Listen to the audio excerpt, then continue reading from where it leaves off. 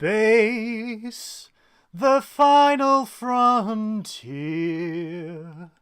These are the voyages of the U.S.S. Adequate. Oh my, it's so musical.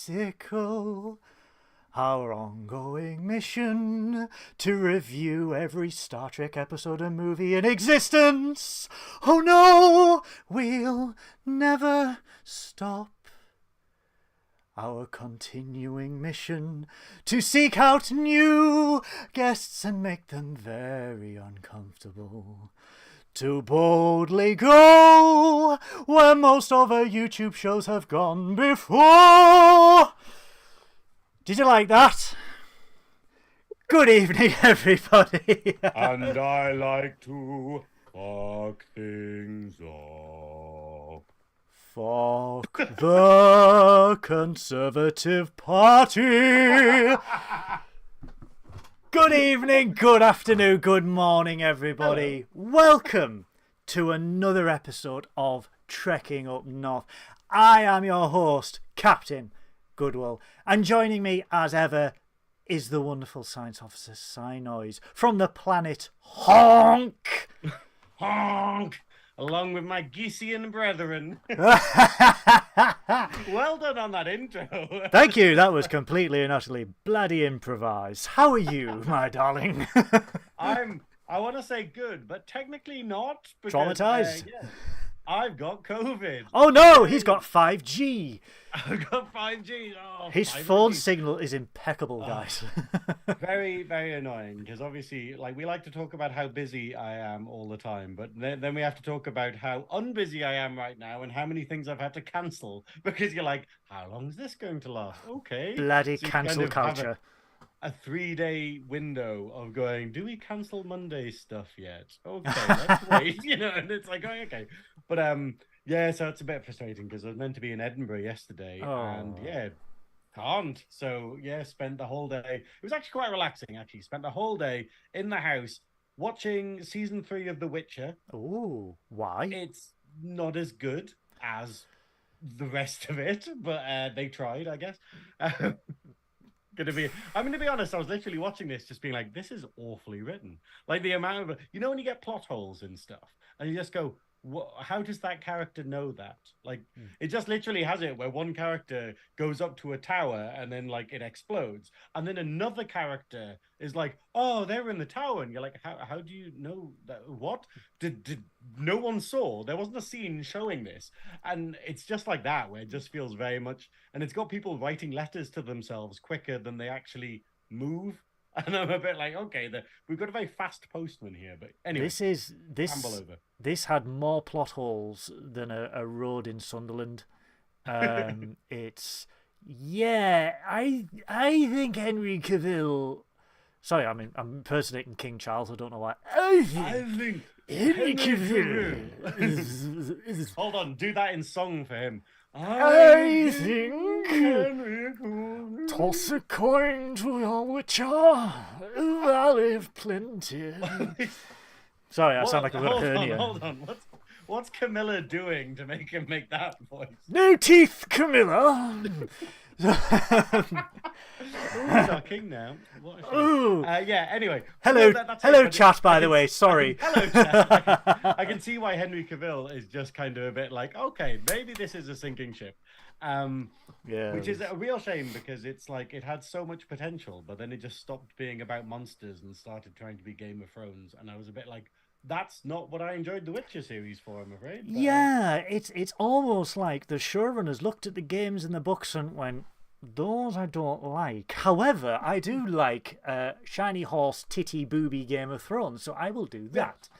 And this is exactly, to get us back on topic, this is exactly what I love about Strange New Worlds and Picard Season 3, because they're like going, oh, we'll get a fan to make the show. What a crazy idea. Rather than producers who are basically going, well, we've got to make a show about this, but we don't really like the source material for this, so how can we make it into this other thing we want to do? And you're like, You have the wrong job.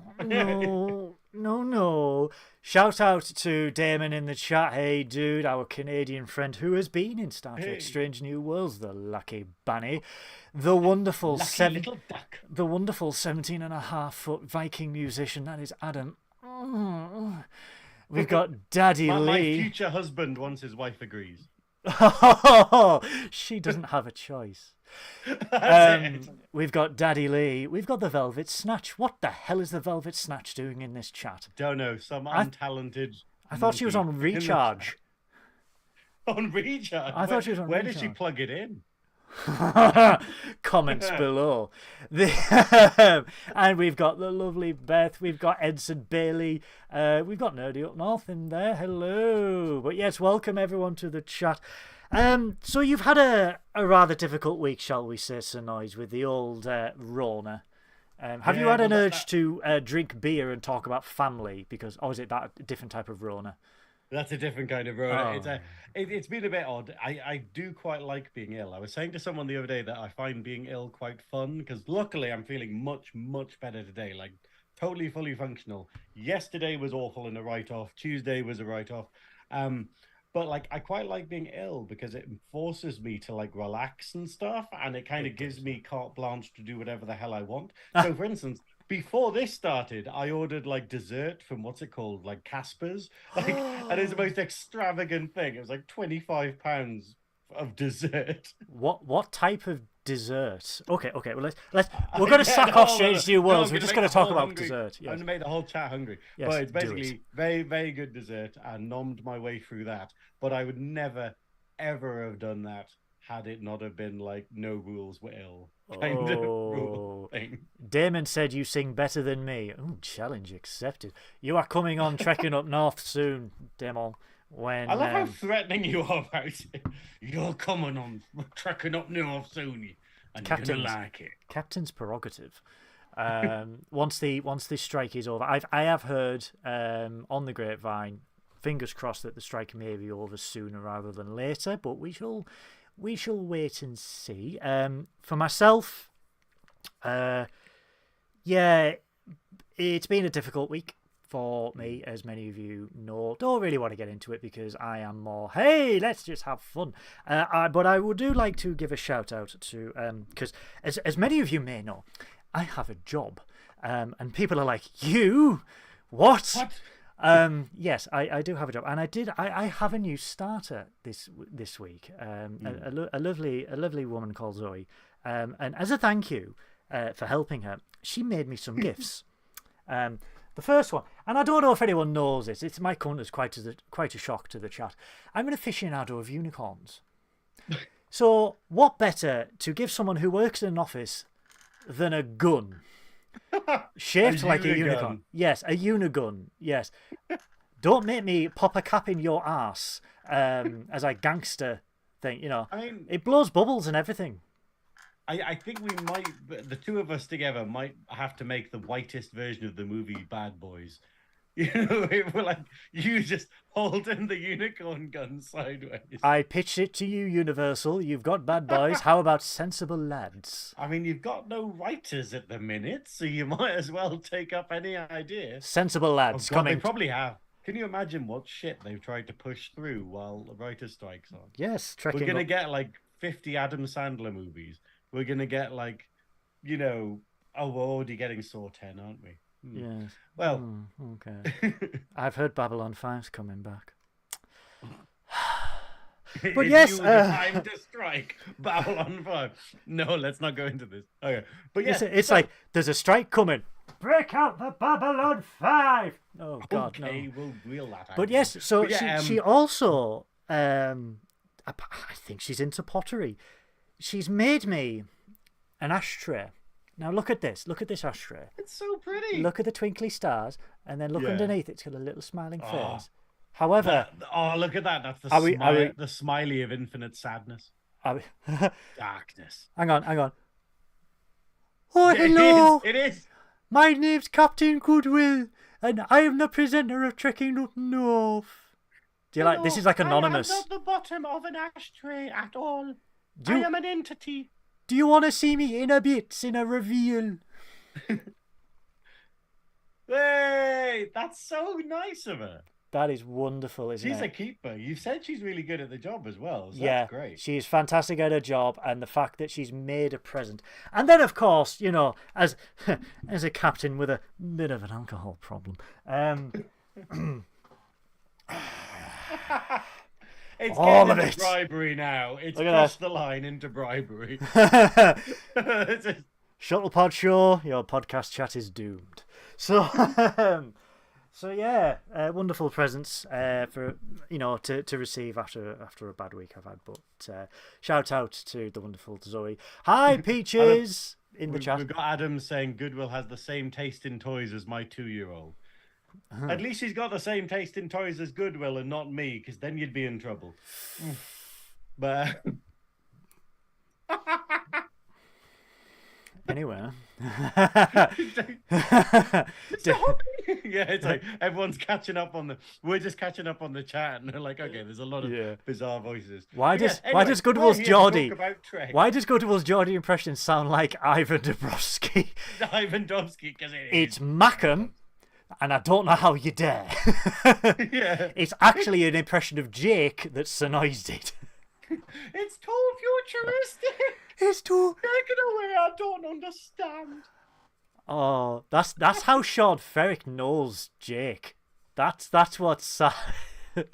No, don't give spoilers away. We've talked about this. Yes, we have. Yeah. David says shaken, not stirred. Yes, I am, but the martini will just be glugged. So to be fair, to bring things back round though, I hilariously after what I said last week, I was like, yeah, when we're at Alnwick Castle, we're gonna have a full live interview with Sean Ferrick and stuff, and it's gonna be great. And literally on Monday, I was just like going, yeah, oh my god, I'm so glad that we got all of that sorted. Did I ask Sean? And then literally was just like, I went through the messages and I was like, no, I haven't actually asked him. And so I announced it. And so I messaged him saying, hi, so, blah, blah, blah. And then luckily he was like, oh, yes, I'd love to do that. And I was like, thank fuck, because that's going to be awkward as fuck. Because I've kind of already said it's happening. Oh, he wouldn't have a choice. What he had to say about this episode of Trek is basically, have you seen it yet? I need to talk to people about it. Yeah. Because he loved it so much. Holy shit, yeah. So is everyone. I only know one person who really didn't enjoy this episode, and that's because they hate musicals. And I'm like, then that means it's a good musical, right? If you don't like musicals and you hate this, it's a good musical, right? I've saw so much overwhelming love for this episode and the fact that they took a chance and it paid off. Like you, I've only seen one bit of negativity about it, and that's when someone went, I've only seen the first 10 minutes and then I shut it off. However, Sean, at least he gave it a chance. Sean was straight in and said, watch the whole thing. Yeah. And I sort of agree. I sort of agree. The first 10 minutes you're just like, and then you get into it and you're like, no, this is like sublime in every single way. Guys, we normally do a scene by scene review of these episodes. However, it's been a long week. Well, we can still do a scene by scene. We can still do a scene by scene. Running it. I just have no notes. But I love though that this is how I was with the Lower Decks one, where I only had like a couple of notes. Yeah. And then the rest of it, I was like, I just enjoy it. I was too busy watching. Sorry, I was too busy enjoying it. Yeah. So for the chat, anyone who has somehow missed it, this week, Strange New Worlds did a musical episode, a la Buffy the Vampire Slayer, a la Supernatural did one, and Scrubs did one, and it was phenomenal. Like it was a it wasn't like fully musical, but it was the same as Buffy, where basically you have a standard plot, and then people are breaking into song and doing full musical numbers, and it was just absolutely phenomenal. If I'm perfectly honest, this for those that don't know, this is the first time that Star Trek has ever done a musical episode. Now, this was only revealed to people at San Diego Comic-Con, so only a couple of weeks ago. There were rumours, because obviously it's a big set, it's a big crew. There is a lot of NDAs, as Damon will quite rightly testify, because bless Damon last week, he was like, "Have you seen it yet?" And he was like, "Did you see anyone you knew?" And I was like, if I see you and you haven't told me, I swear to fucking God. Then I saw it and I was like, holy shit. But there's a lot of NDAs, so it was teased and I mean, it was a blink and you miss it tease in what Paramount like to do with Strange New Worlds. They show 10 versions of the logo in a trailer, and every logo represents an episode. So you had a Lower Decks one, you had Under the Cloak of War and stuff like that, and different ones, and Tomorrow. With this one, it was a very black and white, and it was a very classical type thing, and it was almost musical. So people thought it was either going to be a black and white episode, as in a noir episode, or it would be a musical, and the latter paid off. So when this was announced at San Diego Comic-Con, they were like, it's going to be Subspace Rhapsody, it's going to have songs, and everyone's going to dance, and Pike's going to sing, and everyone's just like, oh. But then a load of people were like, right, Star Trek is all about taking risks. Star Trek is all about boldly going where no one's ever been before. So for a franchise to boldly go into a musical episode, more power to them. Yeah. Holy shit, it paid off. Well, this is the crazy thing, though. And, like, I am a cynic by nature. I always look for the worst possible thing, and then I plan for it, because it helps with the anxiety. It helps to go, what's the worst that could happen? Let's plan for that. And then if it doesn't happen, then you go, oh, I'm surprised. Like, oh, well, that's great. And I was saying to Sean, like, Strange New Worlds is a bit weird, because, like, after Discovery, I'm not really enjoying that and feeling a bit like, oh, well, let's try another episode. It might get better. And like I've had with The Witcher Season 3, I've been very much like, oh, well, maybe it'll pan out. No, it fell flat again. Yeah. Strange New Worlds, I have no question at all. Like, literally, as soon as I found out they were doing a musical episode, I was like, that's going to be really good. Like, I had no doubt. Like, I didn't, with the amazing writing we've had in this season, and how well the characters are portrayed, and how well the stories are told, you know, how good the Lower Decks crossover is. There's absolutely no doubt in my mind that, like, you know, how good the War episode is, where there's no doubt in my mind that they're going to pull it off. And that's weird for me. And they did. Like, it's the sort of thing. Some of the things are, you know, when you just go, okay, there's some bits of it that are only a 7 out of 10. And you're like, hang on, that's my lowest, score for like a part of it. We operate at 7 out of 10 in Trekking Up North because we are adequate. Compared to other stuff where you see a show and you're like, this is like, that was a 1, that was awful. And it's absolutely fantastic. And I think it's great for the cast, and it's great to bring new stuff to Star Trek, because that's the whole thing. The whole thing is people complain about us old fans, and we don't ever want anything new. We just want what we're used to. We just want to regurgitate the same stuff and see the same characters again. This is a perfect demonstration of, no, we just want good writing. And that's what we get here. That's what we get all season. And again, this is why Hollywood needs to pay. Segue to the writer's strike. This is why Hollywood needs to pay not only its writers, but its actors as well, and everyone else involved fairly. And for God's sakes, give these actors residuals. Please. Yeah, that's it. Yeah. For the amount I'm going to be singing Uhura's song, she needs residuals. Yeah. But this episode opens. The Enterprise is investigating a naturally occurring subspace rift, which they believe would be able to enhance communications throughout the Alpha Quadrant exponentially. So the Alpha Quadrant in Star Trek, the galaxy is split up into 4 different quadrants: Alpha, Beta, Gamma, Delta.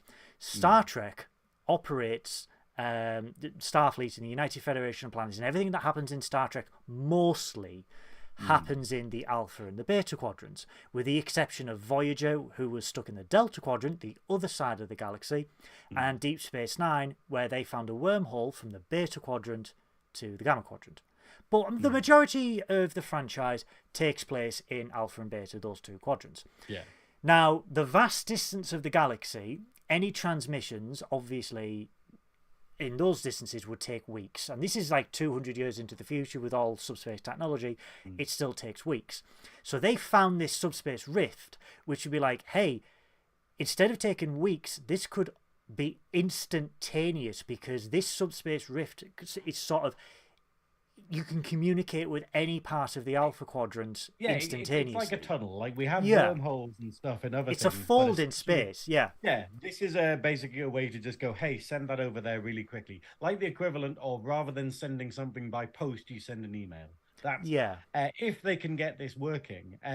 Hilariously, though, Spock is working on this, and he has had to steal all of the power from the ship. So he's basically they're stealing all of the power on the ship. So Uhura is having to do all of the communications manually. She's a phone exchange operator. Yeah. So it's just got her like routing calls. Science officer, please hold. I love that was a job. Like I love that was someone's job for like all those years. But it reminds me of the TNG episode. With the woman who does astrometrics, where she just steals all of the power.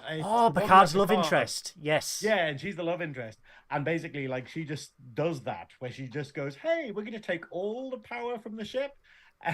And so no one's replicators work. Nothing works at all. The holodeck doesn't work. And then she's just like, okay. And we get the same thing here with Spock, but we get to see how diligent and good at her job and how she doesn't complain. Uhura is like, where she basically, this first scene is literally just her patching calls from 250 people all over the ship and taking incoming calls through to Pike and whatnot, such as his girlfriend / daughter. The 9 years, there's 9 years difference. He's 50, she's 41. Every time I see it, man. It's just a good skincare routine. Chapel, though, is waiting for a communication about a fellowship, which is 3 months. For those that don't know, the person in charge of the fellowship in canon, that's who Chapel marries. Oh, well, at least she gets an A. At least she gets an A, though. No, I'm not going to say it. Not going to say it. Not going to say it. Okay. We're going to rise above it. Here at some point. Yeah. I love that Adam Bailey's saying, I think the Monster of the Week format is why this show is superior. Yeah, I think so. But the monster this week is song. Yeah, it's happiness. It's joy. Yeah. Turns out, the real evil is joy. Actually, to be fair, I think it's emotions. Actually, I think the monster this week is emotions, because the singing is one thing, but as we find out, loose lips sink ships. Because they try and do an experiment with the subspace rift, and they try and send a signal, and Spock's like, well, a normal signal doesn't work. Hold on, before then we have Kirk beaming aboard. We have a scene where we basically have Una and La'an waiting at their transporter pad. What's it called? Transporter room. Transporter room. Because Kirk is doing effectively what's it called? Work experience. He's instead of shadowing with his own captain, they once again pie him off onto the Enterprise, and they're just like, go bother Pike. Why can we have Kirk here this week? No, hang on. He's shadowing Una. Sorry, my mistake. Hang on. So, yes, because he's become first officer. He was a lieutenant. He's becoming first officer. So he's shadowing Una, who's an experienced first officer to get. Right, okay, right, yes. It doesn't matter. They just wanted Kirk on the episode. There's a very we all want Paul Wesley. reason why he's here. We all want Paul Wesley. Let's be honest. Oh my! But but then they're doing that, and basically, like, this is where Una picks up that there's an energy, as she describes it, with La'an, of basically La'an being very excited to see Kirk again. She's detecting the thirst. As we know, previously in the series, we had it where La'an was in a time travel episode where she fell in love with Kirk, but that Kirk is gone now, and the one in the current universe doesn't remember her. And it's all a bit awkward. But she's still in love with him, and she's kind of holding on to that hope that maybe they can get together for real in this time. So Kirk teleports in, immediately reminds La'an that he owes her a drink, or vice versa. Of course he does, this slut. And that's it. But then, then we go to engineering and we have Spock trying to deal with this communications issue. And they explain that a standard communication is not really working, so they need to send something. Pelia comes in and says, what about something with a harmonic? How about you send simple harmonics through? Yeah. Although hilariously, I think basically Pelia kind of comes along and says, oh, sending speech is actually too complicated. Maybe send just simple harmonics through, like a song. And I think she means a melody, like chopsticks or something. And then Uhura is just like... Spock and Uhura's like, let's send a full-on song through. Let's bring up Starfleet iTunes, and we'll just sorry, it's StarTunes. It's the 22nd century LimeWire, and we will see what we can do. She's like, oh, the Great American Songbook. Was it Anything Goes that she sent? It was, wasn't it? In olden times, and heaven knows anything goes. Anything goes. It's gonna be Jimmy Savile actually. Ooh. Now then, anything goes. Now, have I got a musical for you? I'm getting the word unmarked grave. Anyway, I love how I'm delirious because of COVID. You're delirious because you had a horrible week. Oh, I'm exhausted. And we're both very happy because we've enjoyed a very good episode of Star Trek. So this makes us very silly, I'm afraid. In olden times. Put the martini down. Shh, work documents. Actually, to be fair, I've still got my cheeky Cosmo. Should we do it? Hold on, I'm going to have some. Are we going to do it? We're going to do it, guys. We're going to do it. Sorry. Screw it. That's how good this episode has been. I tell you what. No, I tell you what. This is going to be product placement, guys. Okay. See if I can reach. I'm gonna product place this into my stomach. I am gonna use because he's in Vegas with Mark, the bar steward. I'm going to use my Agony Booth heritage mug with Garon. Glory to you and your cocktail and your house and your house. Okay. I just take solace in the fact that every other Trek podcast is covering this episode better than us. Oh, that's why we're adequate. Wait until we get to everyone seen at the 56th minute of the episode. K-pop. So we are going to... Oh, it's the stiff one. Oh, da-da. Oh, mama. But continuing the thing, so basically they send anything goes through the subspace rift. And there's immediately a big explosion, and they're just going there's like a wave that goes through the entire ship, and it affects everyone, and we see it affect everyone, and everyone's just immediately like, what was that?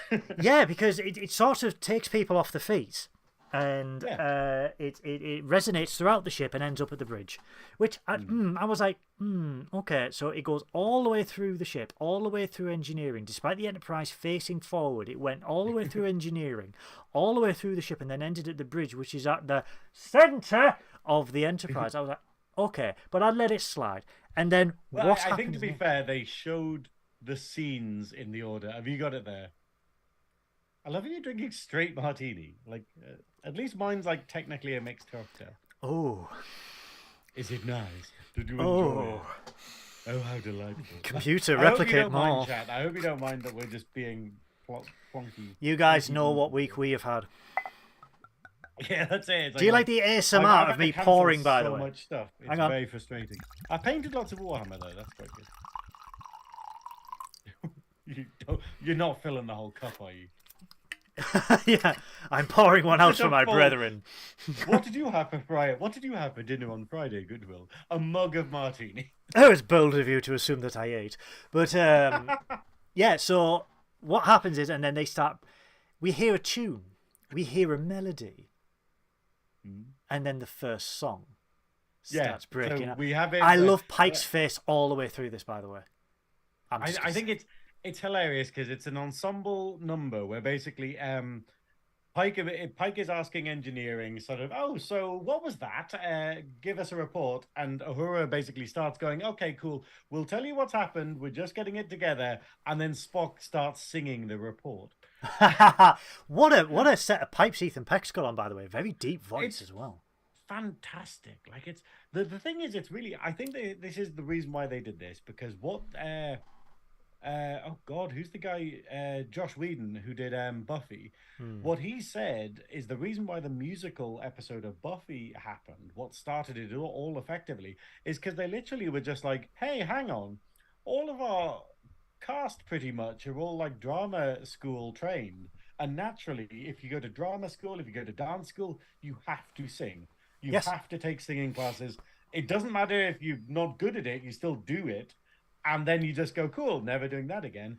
But then because like they realized that most of the like cast could sing, they just went, yeah, cool, while we're here. And obviously the same thing has happened here because pretty much everyone in the cast can sing. It's great.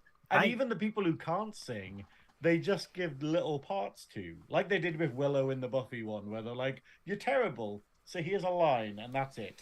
I have a confession. So before I was captain of the barely attached adequate, some of you know I worked in TV.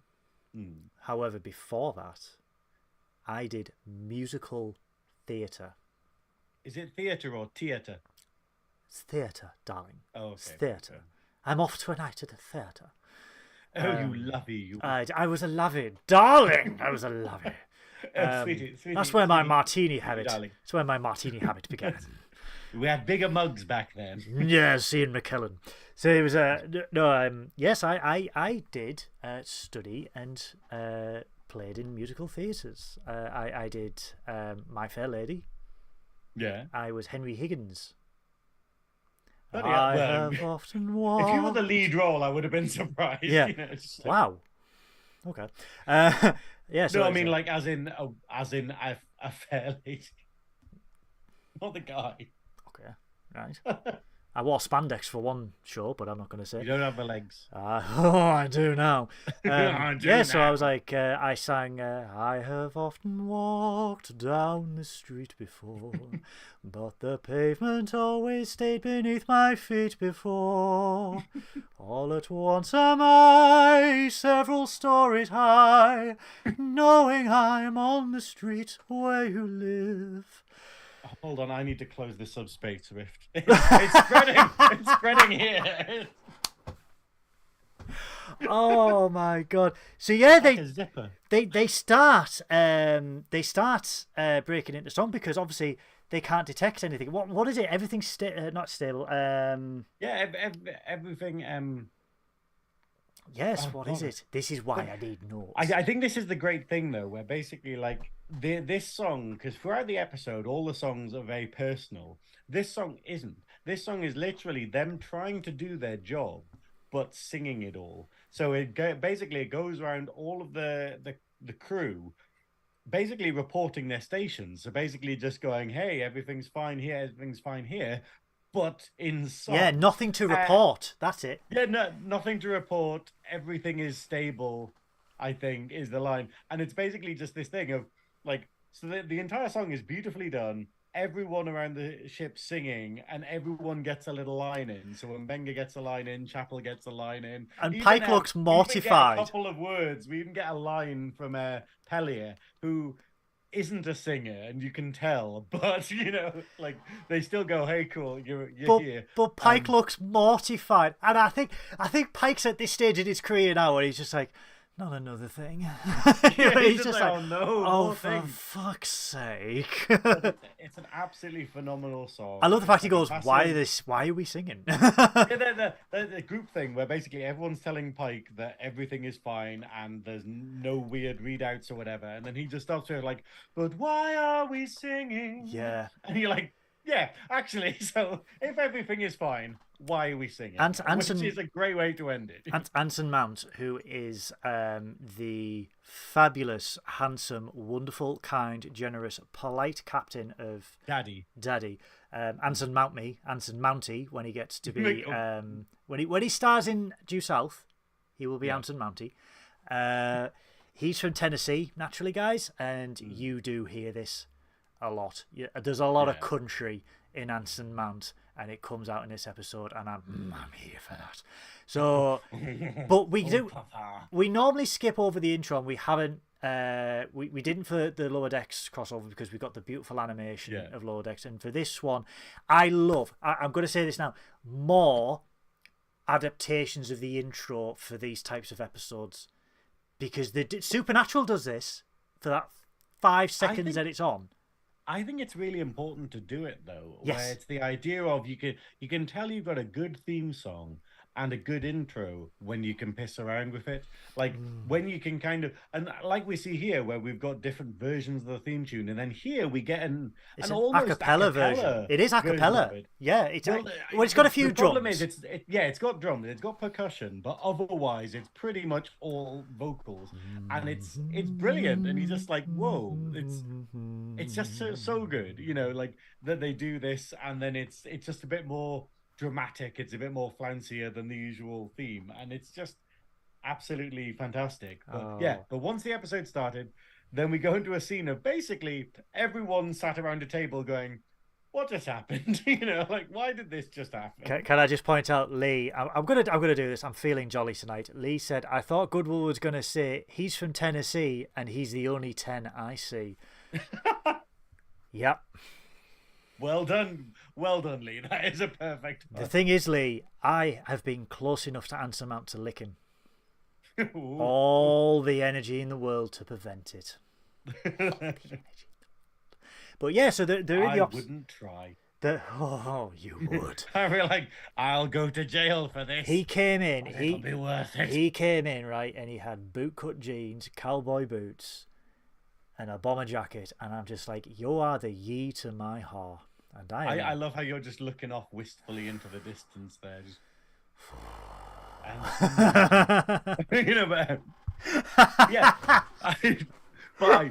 it's such a good scene. And my favorite thing about this scene is that they're talking about like what is it? I think they're talking about how what could happen. They're like, oh, anything could happen, but we might all turn into bunnies. And yes. I think that is a reference to Buffy. Yeah, is there a chance it's going to be bunnies? There is a chance that we are going to be bunnies. Yeah, and I love the idea of just like one of the favorite lines from, or favorite, what do you call it? Like, phrase. Threads of like the Buffy thing is Anya's obsession with bunnies. Oh, a trope. That comes across. A trope. Yeah. It is so good. But they explain in the scene what is happening is the Enterprise has become tethered to the subspace rift, and if they try and move, very much like a zipper, it will open the rift further. So their best bet is to stay stationary and find out how they can untether themselves from this rift, because it could get worse. And at this point, they don't know what the ramifications of that would be if it did get worse.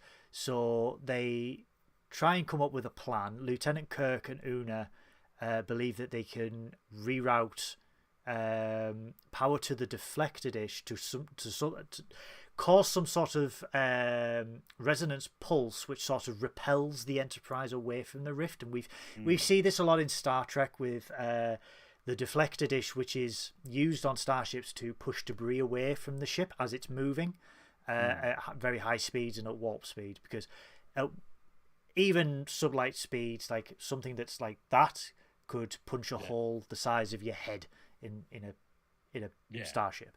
So the same way as dropping something from a very high height can make it far more dangerous. Yeah. So the deflector is often used to repel. So they're wondering if they can modify the deflector somehow to repel the tethering of the Enterprise and the subspace race. So Una and Kirk work on that.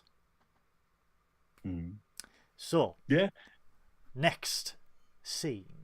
The next scene is I've forgotten what it is. I think it's basically, hold on, I'm loading. Is it Una and Pike, where Kirk is in the Jeffries tube and he's rerouting the plasma conduits? Yes.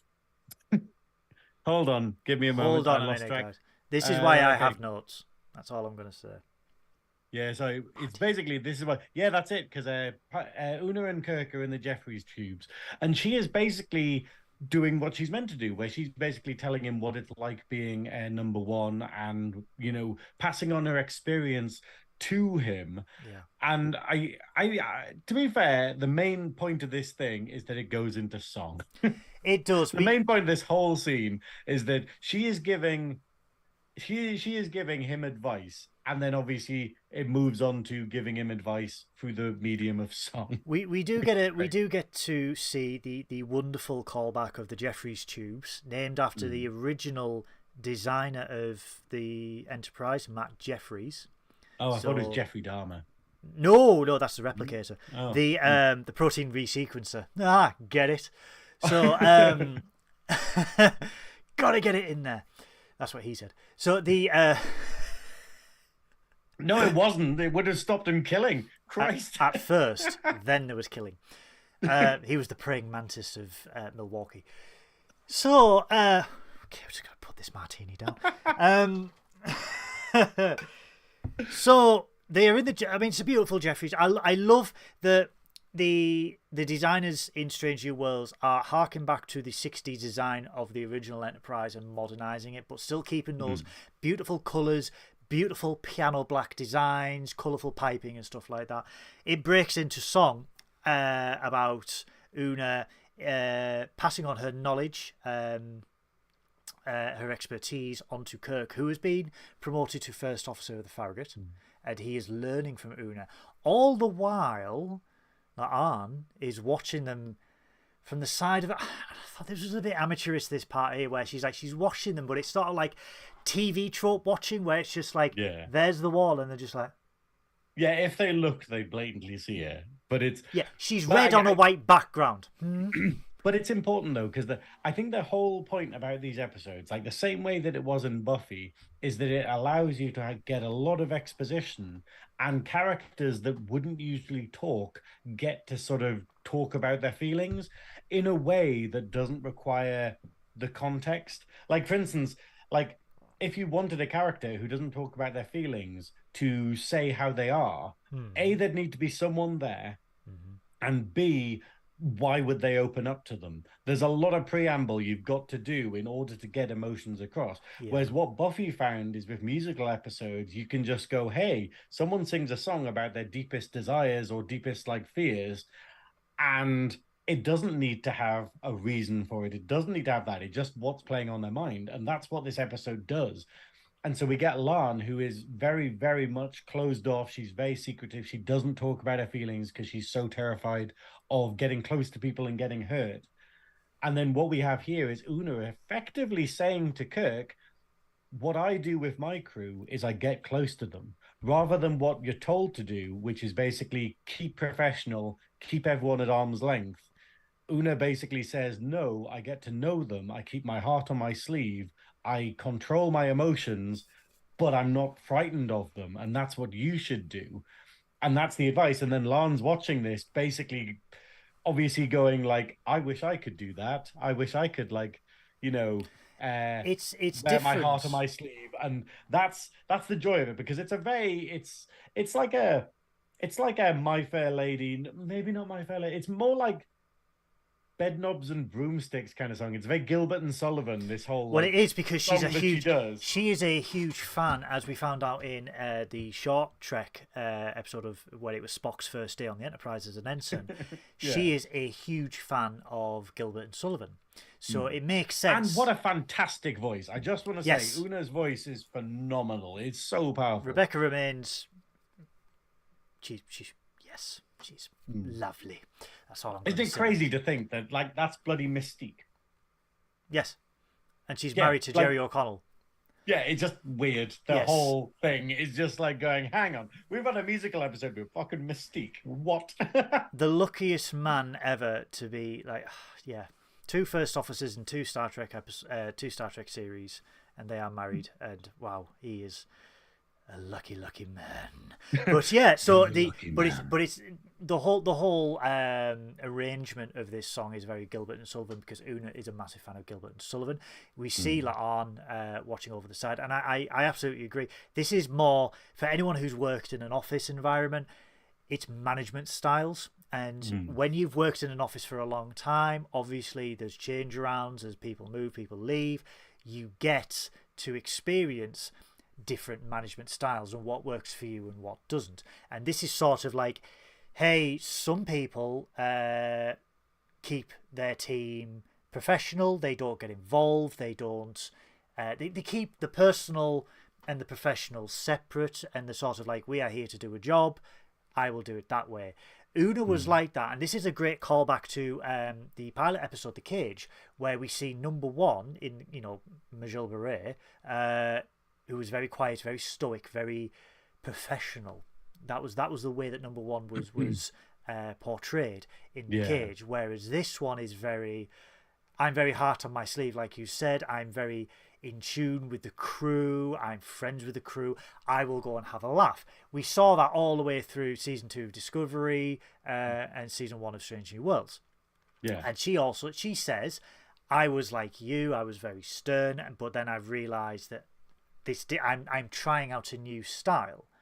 And she's sort of saying to Kirk, Kirk's sort of like, I want to get, I want to get to know my people. And we see this because Kirk's style is always first name terms with his crew. So he does this with Nyota, he does this with Laan and stuff like that, and he's like first name terms.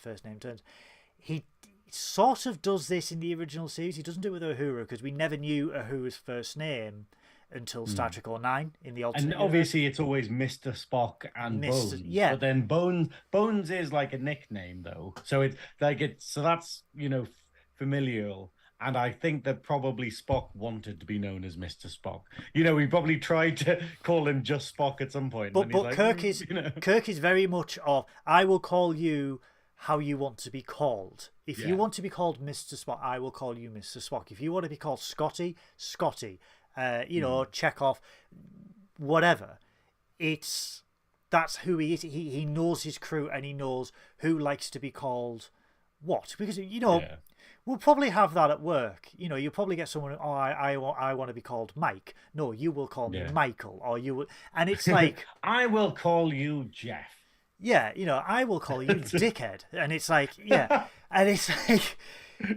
But it's about adapting your style to your crew, and on a starship, and very much like the Navy, you can't leave at the end of the day. You are there, and it's like you've got nowhere to go. Well, you're with them 24/7. This leads on to the next part, where basically it's like we say, we've seen Laan watching, and Laan does keep detached. She is getting better. In season 1, she was very detached from everyone. Yes. And in season 2, we've basically seen that she's making friends with people. She's having nights out with people. Yeah. Yeah, she's having nights out. She's friends with Uhura. She's like, besties with Una. But it's the fact of she's still not opening up to people. Like, she's still very much...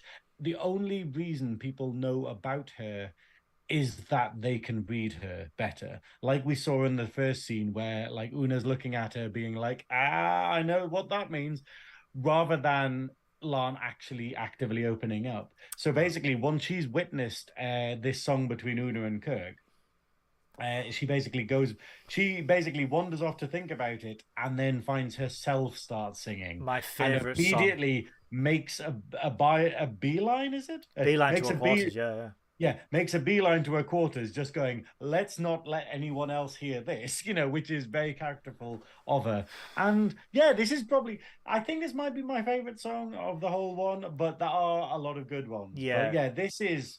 Christine... Tell me about the song. This is absolutely fantastic. So Christine Chong, for those that don't know, who plays Laan, is an actual professional singer. And there's been a lot of rumours that... There was a rumour when we had the episode when they were back on Rigel 7. When she got cut, and the thought that Laan was going to die because Christine Chong wanted to pursue a musical career. Obviously, it didn't die. But she is holy shit, she is a tremendous singer. She has got a set of pipes on her that can't be beat. So, but this song is basically how she saw how Una and Kirk opened up, and she's wrestling because La'an is very closed off. What we saw in Tomorrow was La'an finally opening up to someone and then losing that someone, closing herself back up. And to see a copy, shall we say, for want of a better term, of that person that she's owned up, she's conflicted. She wants to be with Kirk. She wants to open up to Kirk the way she did with her Kirk. Wait, it's addictive. It is. She had this moment of vulnerability and she enjoyed it. She Yeah. very much was like, whoa, I was able to let my walls down for like a period of time, and I want that back again. But then she just can't because, you know, like her job, her friends, how she wants people to perceive her, and also just the fear. And this is something that's very relatable to anyone watching. Yes. And yeah, and so basically her song is a phenomenal work, which is basically her just talking about how she just, you know, how she just can't open up, about how she needs to stay in complete control of her life, and that stops her getting hurt. But then the amazing chorus, like, of basically, oh, but what if you know, like, what if I could have that back, you know? And she's kept the diver's watch from her trip to 21st century Toronto, which she should have given back. She should have. She has nicked that. But that is her only. Should have found that. That is her only connection to her Jim Kirk, because that is what he wore. Briefly, anyway.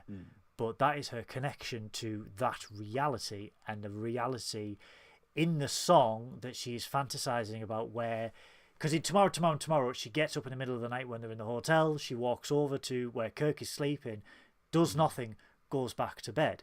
So part of this song is a what if. What if he came to me, or I came to him? What if we did? What if I broke down that last barrier that I was fighting against and gave in to my inner, not in a filthy way, but gave into my inner desires to open up to someone, you know, to let someone in. And there's a little bit later on which we will get to, we won't spoil it, but this is my favourite song out of all of them, because of Christine Chong, because of her singing ability, and this song was just perfect. I think the fact is that a lot of the songs in this, and I haven't, you know, if you haven't watched the episode, if you're not interested in watching the episode and you just want to hear the songs, the album is on Spotify now. It is. So the soundtrack is on Spotify. I haven't listened to it yet, but I wonder if the songs are extended on it, because the thing is, a lot of the songs in this episode feel like vignettes. They feel like, you know, like we get a lot of songs where it's basically, oh, it's a verse, then it's a chorus, then it's a verse, and then it's done. Like, it's not a full 3-minute, 4-minute song like you would expect. Yeah, it's cramming 10 songs. Like maybe on the soundtrack they do like a full sort of like 2 verses, 2 choruses kind of thing. Well, I don't know. If you watch the episode and you do like the songs, it is available on Spotify. Yeah. So you can go apparently there. It's coming out on vinyl. It is, yes. Yeah. What I also saw this week, I follow a fantastic chap called Tango the Horse. Now, typing with his hooves. Typing with his little hooves. Deep Trek lore, that is Pike's horse. From I did not know that. That is totally new to me. Did you? So the pilot episode in the cage, where they do a flashback to the Mojave, the city in the Mojave, and there's the horse. And the picnic scene with the horse. That's Tango. So Tango the horse was sent a lovely care package by Paramount Plus, with a wonderful T-shirt that showed the poster, which is going across the banner. It's just about to come over to the banner now. Yeah. Of Subspace Rhapsody, and on the back it's got all the episode names and the star dates. But there is a link to the album, and it is coming out on vinyl now. I wish I had a vinyl player because You can borrow mine if you want. Cool, but I wish I wish I had one myself because because the season 3 soundtrack, holy shit, for Picard was chef's kiss. Well, this is the thing. My friend, the one who didn't like this, she sometimes is lovely and joins my Twitch streams, but she is actually a composer. Like and I think that's why she's so crazy critical about. Are you okay for your martini? I accidentally Did gulped. you take a full gulp? I accidentally gulped the martini. Sorry. Yeah, you thought it was pop, and you're like, oh. Yes, the Apple Tango is next to it as well. Oh, I shall have a Tango Chaser. Tango! Yeah, have a Tango! Come on. Tango the horse! Have your Tango Chaser. In honor of Tango the horse. Oh, hello, I'm Tango the horse. I've got hooves. I'm not Jake at all. I am not. But, yes, from anyway. Gaming Up North. Yeah. He does talk like that, though, whatever he says. Ooh. But I think the wonderful thing is basically like I've forgotten the thread I was going down with this. But what I like about this episode, okay, is the fact of it's kind of adds an extra layer to it that it doesn't get absurd. Like with the Buffy episode, like the musical episode, we had it where it was very musical. It was like everyone dancing, big sort of dramatic things, loads of weird setups that wouldn't ever happen, that kind of just come out of nowhere. Like the universe like bends itself to allow the musical stuff to happen. And in this, what we get is all of the stuff is plausible. So all of the random things that happen during the songs are totally plausible. Like for instance, with Lan's song, with Lan's song, it's basically like she imagines herself in bed and Kirk coming along. It's her walking around her room and nothing major happening. It's not like things exploding or her firing out into space or sort of like grand doing a layer stuff. That film. It should have been The Last Jedi. The last film to be in. But anyway, and that's exactly it. And I think that adds to it. I think that makes it amazing that like they kind of went, how can we make this but still keep it Star Trek? So all of the special effects that happen are plausible Trek stuff, which I think is wonderful. Yeah, because after La'an's song, she's in the turbo lift with Pike, and she basically makes the assumption that there is an inherent security risk with everyone breaking into song because everyone is singing when they are emotionally charged. Well, this is the thing. Basically, Lan has this full song. It's absolutely beautiful. You need to watch it. But it ends on a very tearful note. It ends on a wonderful... One of my favorite things ever in musicals is when the last line of the song is not sung. Yeah. When it's spoken, where just, you get a lot in stuff, in emotional musicals, but it's like, I think it's lovely because it adds this poignant moment to the end of the song, and that's what we get with Lan. And then immediately once we hit Lan in this very vulnerable position, we immediately cut to her back in business, back with her security face on, telling Pike exactly how dangerous this is, because if people are singing about all of their emotions and giving away security information and talking about personal things that they'd never say to anyone, that's a security risk. Like, what if the enemy find out? What if, like, Starfleet, officers start, blabbing security details? And Pike is brilliant, because Pike's just like, okay, not going to read into this too much about what's blatantly happened to you, but, I don't think this is going to be a problem. This is quintessential. It's just song, This is quintessential. I am really ready for a vacation, Pike. Yeah, where he's caring, he is passionate, he is very committed to his crew, but also at the same time he's like, I need a week just to go fishing, drink whiskey, and just be away from all of this. And I'm like, well, that's the thing. And what we got at the beginning is him on a call with his girlfriend about the vacation they're going to share together, and she's like, I want to go to this big it's like a party planet or something she wants to go to, it's isn't not it? quite Riser, but it's like I want to go to this tropical planet and it's got beaches, it's got this and it's got this, and we can do Yeah. this and do this, and he's just like, And he's like, I want to go to a cabin and relax. yeah, I want to be isolated, light years away from civilization, and I'm like, oh, God, I so get it, and it's so between Battelle and Pike, there is this, again, there is this tension because Pike's sort of like, yay, but unconvincingly, and Batelle's just like, yeah, I can sort of sense something here. Yeah, like, I mean, but that's the thing. So basically, but we also get, have we gone but past? Then again, have we gone past Chapel yet with the message? Yeah, I think we have. I think we well, basically, we have this scene in the lift. I don't know the order of it, but basically, it's essentially Lon telling Pike it could be a security risk and it could be dangerous, and Pike going, "No, it's not going to be a problem. Just fix it," kind of thing. But then we get a scene in the infirmary where it's basically Uhura, Umbenga, and Nurse Chapel, and Chapel has finally received the reply for her application to, what is it? She is applying for a fellowship with a well-renowned site. I want to say Barton, but forgive me if that's wrong. If you know in the live chat or you know in the comments below, please let me know. But it is canon. This gentleman is canon because we find out in the original series this is who Nurse Chapel marries, and sort of stays married to, but there's a whole estranged thing going on. But she has applied for this fellowship. It's much better than the Vulcan Science Academy. Fuck them. Fuck them, bloody Tories. it's Well, no, Vulcans are logical. They're not Tories. Okay. Ooh, what are twats. They? They're just basically Vulcan twats. Bloody Lib Dems. So they are. Sorry, no offense, Lib Dems. Don't worry, they're not getting in. My grandfather was a Lib Dem, and then he died. So the So what's the lesson we learned from that one, right? Never trust Nick Clegg.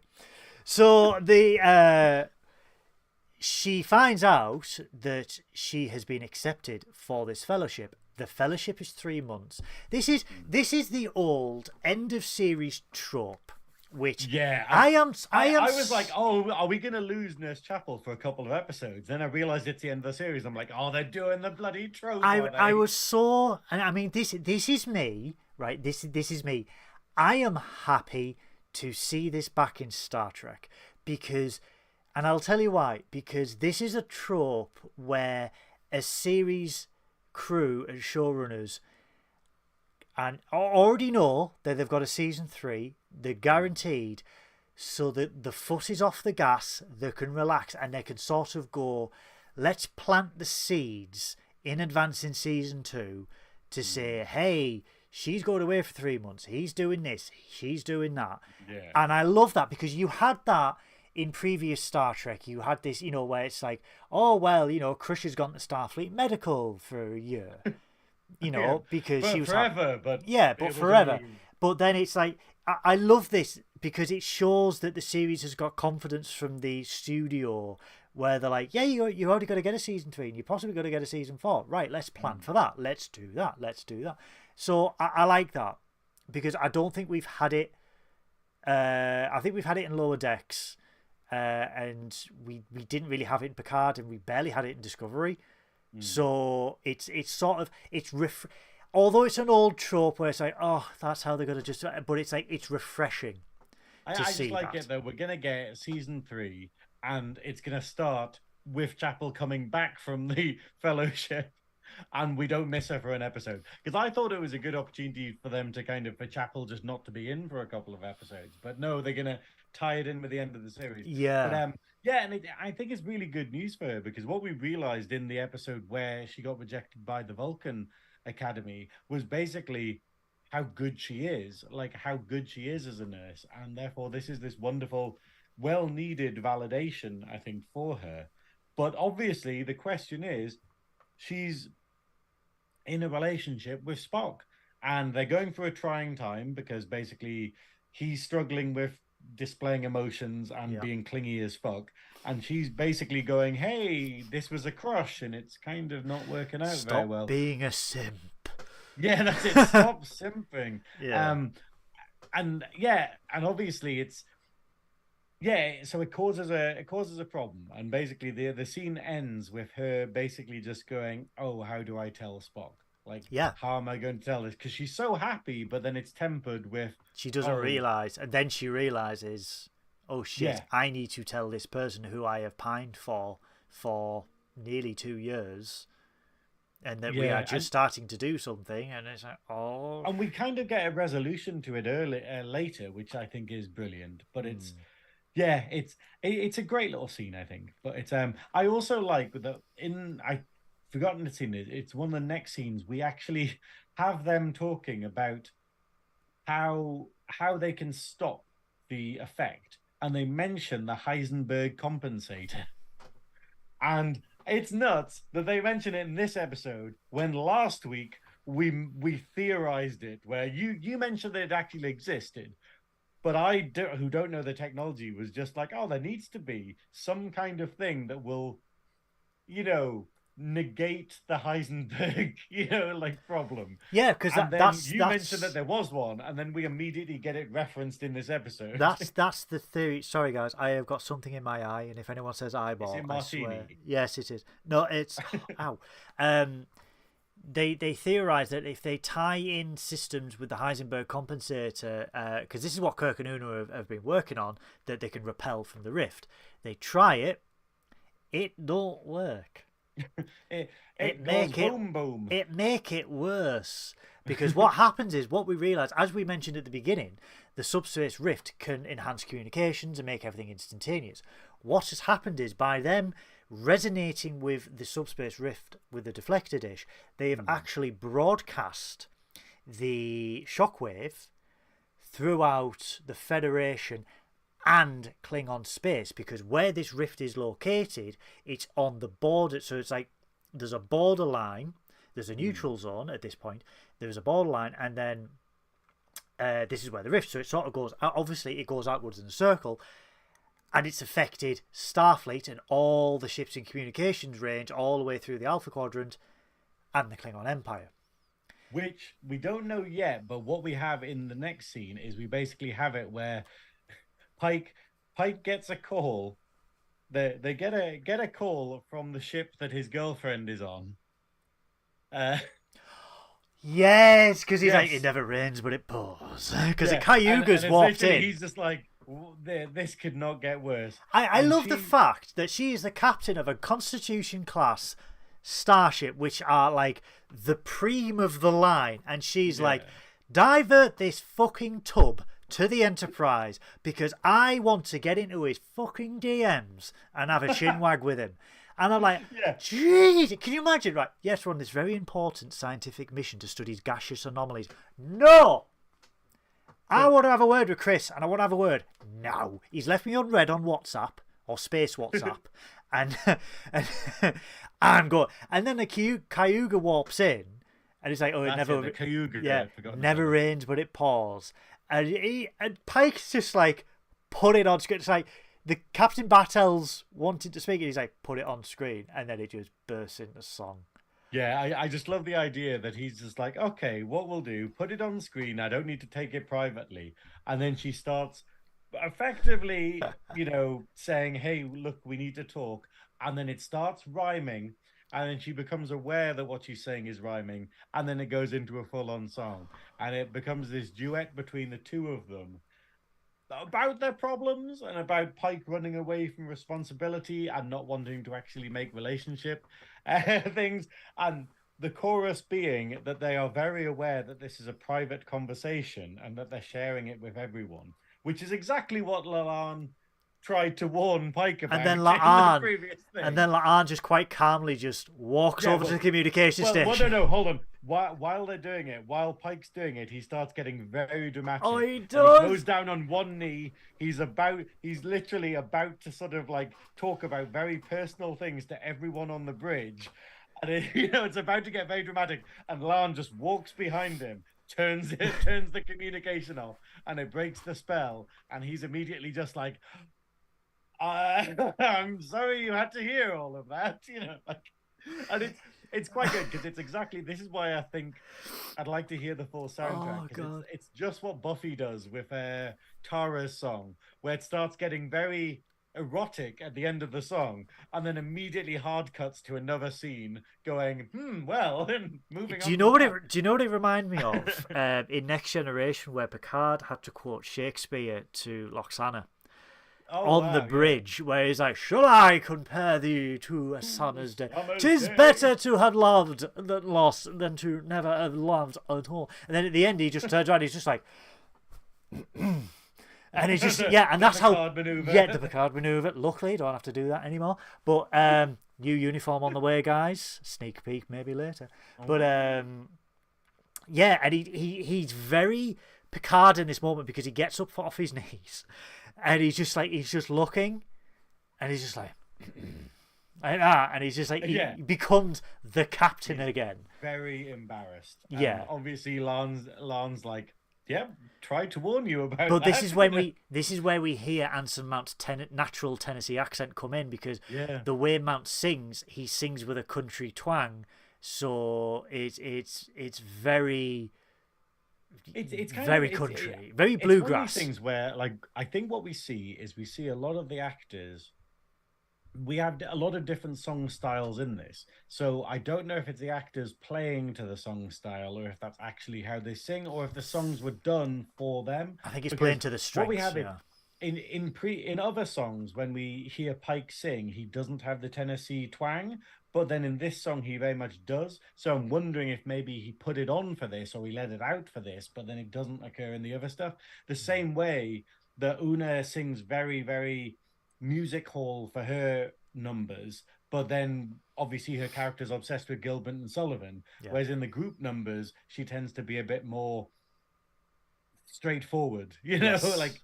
And it is, but it's a testament to like how good they are as singers, I think. But it's a very good scene. It's a very funny scene. But it basically, obviously, Pike's first thing is, why was she singing when she's not even near the rift?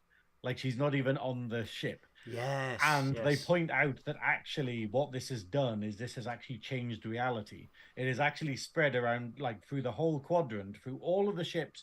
Everyone in their communication network has been hit by this. So we have a lot of other ships in the fleet that have started singing. And also suspicion that it's hit the Klingon Empire as well. Because they posturize that multiverse... They posturize that this subspace rift it's bleeding other realities in, and one of them has been a reality where everyone communicates via the method of musicals, wherein they can talk normally, but when emotions are charged, and when people get emotional, music starts to overcome them. They hear a melody and then they start to sing. But this is what they theorize. They're having a group chat about it, and basically, like, they point out that what triggers these incidents, and it's basically high emotion. Moments of high emotion will lead to song. So it's absolutely heavy. I have to say though, like, kind of props to them, but at the same time, that's a silly idea. Like, even it's stretching Trek science. I to don't its think limits, basically going, hey, okay, so we've created a reality where everyone sings in musicals, and that's bled through to our one. It is the most plot device, sort of thing ever, and I'm here for it. But at the same time, Buffy was easier because it's like, oh, there's a demon who makes everyone sing and dance. Okay, our universe allows that. Whereas this one is very much like, we need a musical episode. What fucking excuse can we have a musical episode? Hear me out on this. In the multiverse theory, it is basically any reality that you can absolutely conceive is possible in the multiverses. There is an infinite number of universes. So the basic theory for those that don't know is if you are at a crossroads and you go left, there is another universe where you went right or you turned back. So there's, that's 3 different universes where that decision is made, and obviously think of it as a very big branching tree, and that's just one person. So can you imagine trillions, quintillion multiverses that possibly happen? Yeah. And what they basically say is, and they say this in the Big Bang Theory, where there could be a universe where Sheldon, it's run by Clown Sheldon. And then there's stuff like that, but it's sort of like, what if there is a universe where when people get emotionally charged, they break into song, and it's like, and thus by even theorizing that, it's possibly created a universe where do you see what I mean? It's very it's pie in the sky. It is possible, but it is so obscure. Like it's the idea very obscure. The coincidence that is required for them to put song into this thing. You can explain it, but I like the idea that they just went, we need a musical episode. There may be a universe where we as a civilization adopted Star Trek and all of its principles, and we pushed for a better humanity and pushed forward into the system and the galaxy and started exploring as one people and living peacefully. Wouldn't that be nice? Well, or even crazier, like this is less likely than that. Britain could be run by people who know what they're doing, and we might not be as much in debt. Or a universe with no Tories. A universe with no Tories. To be fair, though, we need them as a life lesson of how not to be. But fuck the Tories. Yes. But what's the next scene that happens? I don't know. Yeah, hold on. Let's check the thing. We missed also that we get a little wonderful scene between Kirk and Spock. Kirk and his brother Sam, and basically just them having a spat together while they're fixing the thing. Yes, where Kirk sort of asks Sam. Sam asked Kirk, or asked to be part of Kirk's team to work on the Heisenberg compensator to adjust the deflector dish. And Kirk's like, why are you even here? You're a xenoanthropologist.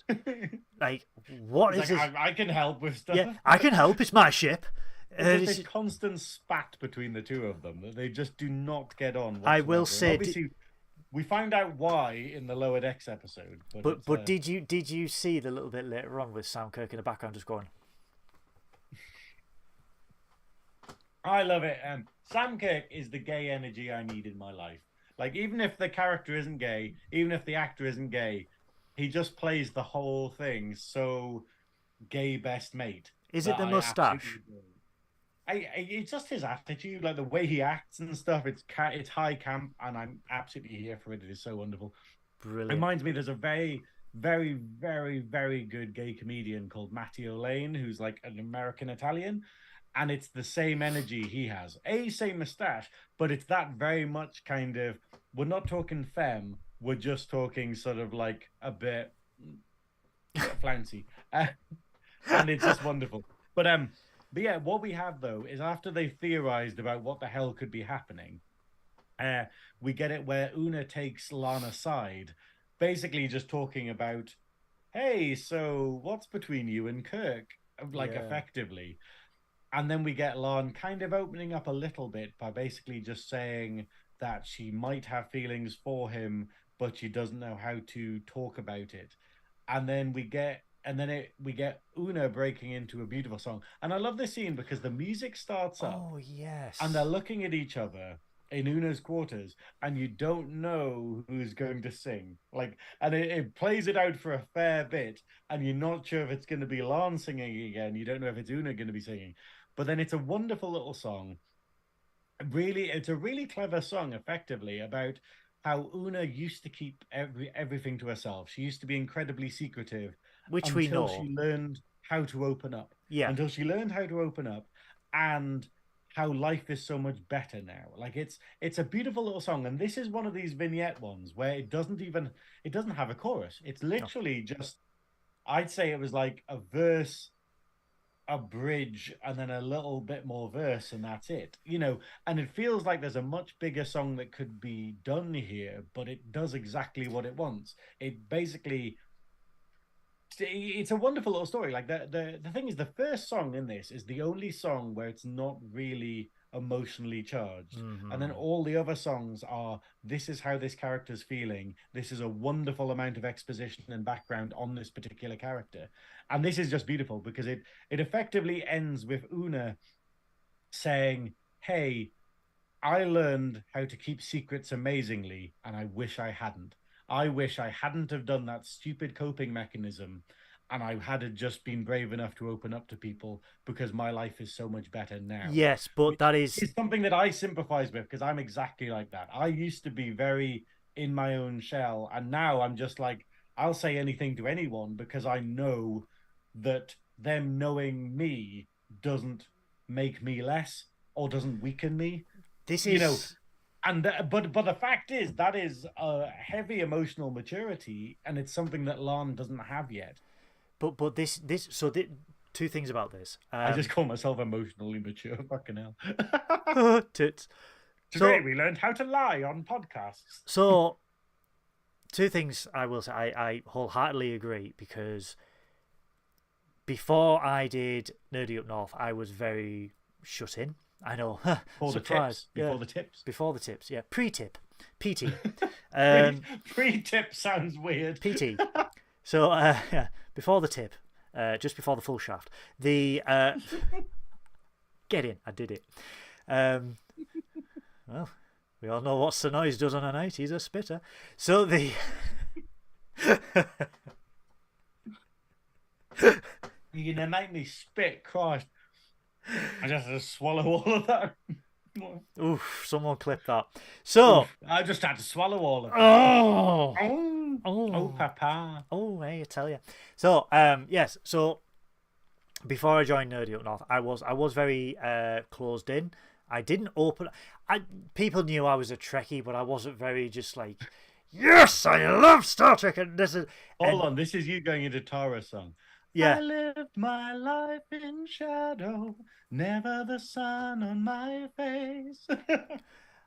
I did not share my love of Star Trek with other people. Yeah, that's it. So yeah, I was very closeted. I was very shy. I was very anxious. I had crushing social anxiety, and I still do. But when you sort of go, hey, this is me, this is what I like, this is what I do, and then you find that people are like, yeah, you're sort of all right, like, you're not as much of a dick as you think you are. And I mean, I know that's me being big-headed, but yeah, it's sort of, it's a wave of emotion, and it's a massive weight off your shoulders to be like, wow, I have sort of got a license to be myself, and I can express myself, and I can sort of be like, yeah, we can do this show where we talk about this thing that we love so much, and look at what it's done for us. It's like we've built relationships with people all over the world, quite literally all over the world, and it's sort of like when you break down those inhibitions that you have in yourself and you let yourself go and be yourself, wonderful things can happen. And very much with Una, the reason why she says that was because obviously she was an Illyrian, she kept it secret for decades, and then when she just sort of went, I'm an Illyrian, I'm turning myself in, and she's sort of taken that weight off herself, there's a whole new life there for her. She feels accepted, and she feels that she can finally be the person that she always meant to be. And it's a wonderful song. Goodwill isn't that as much of an arsehole as he thinks. Let's not go wild here, Peach. Yeah, let's not like count all the eggs. It's exactly that though. It's the fact of, if you're not showing the true you, how are you going to get validation for the true you? How can you be happy within yourself? Yeah, if you know, because the fact is, if what you need is to know that you're not a dickhead, if you need to know that what you like isn't bad, how are you going to find that out if you don't trust your own opinion? Yeah. And you're not trusting other people to give you an opinion. Like, if you're holding your true self back, then how are you ever going to find out that it's, what you enjoy or it's what other people enjoy? It's the whole thing. It's you have to take a risk. You have to take You a do. jump, with things, and then you realize how it is. I mean, you've taken a jump, Goodwill, and we've all realized that you're a horrible bastard, but it's the fact. But no, but I think this is the crazy thing, though. The fact of, you're so insecure about stuff, and then everyone's just like, oh, Goodwill's so good. Like he's such a laugh kind of thing. And he's always so good to get on shows and stuff. And But it's this idea of just like they wouldn't be like that if you weren't, It's yeah, like, and it's sort of, and well, you wouldn't have known unless you'd been able to come out your shell. but then Which you is exactly what Lan realize, has. but then you realize when you do come out of your shell, when you do, when you become yourself, you realize everyone else feels the same way in some way or another, where they think, oh, I'm a bit of a dickhead. I feel like I'm controlling. I feel like that, I talk too much. I feel like that I am not a good, I'm not good at my job. I'm not good at singing. I'm not good at music. I'm not good at gaming or anything like that. And he just like, you fucking are. But you need to let people see the real you for them to go, yeah. And it's like, it's very surreal for me to be in a position. If I look at my life, Christ, 2 years ago, and compare it to how it is now, like 2 years ago me or 3 years ago me would be like, holy shit, like what? Like 3 years ago me would probably murder present day me, because he'd be like, you're on video and you are talking about Star Trek to people around the world? You're on mute, Synoiz. Oh, you're very quiet. Good. Oh, While there you I'm go. not on mute, fuck the Tories. Yes. But yeah, no, exactly that. It's the fact of, just like, because this is the whole thing, though. Like I keep saying, bullies are just really insecure people. Like, and it's that whole thing of the people who look at other people and go, oh, you shouldn't be like that, or, oh, well, you shouldn't talk about your feelings, or, oh, you shouldn't be into this, or you shouldn't be into that.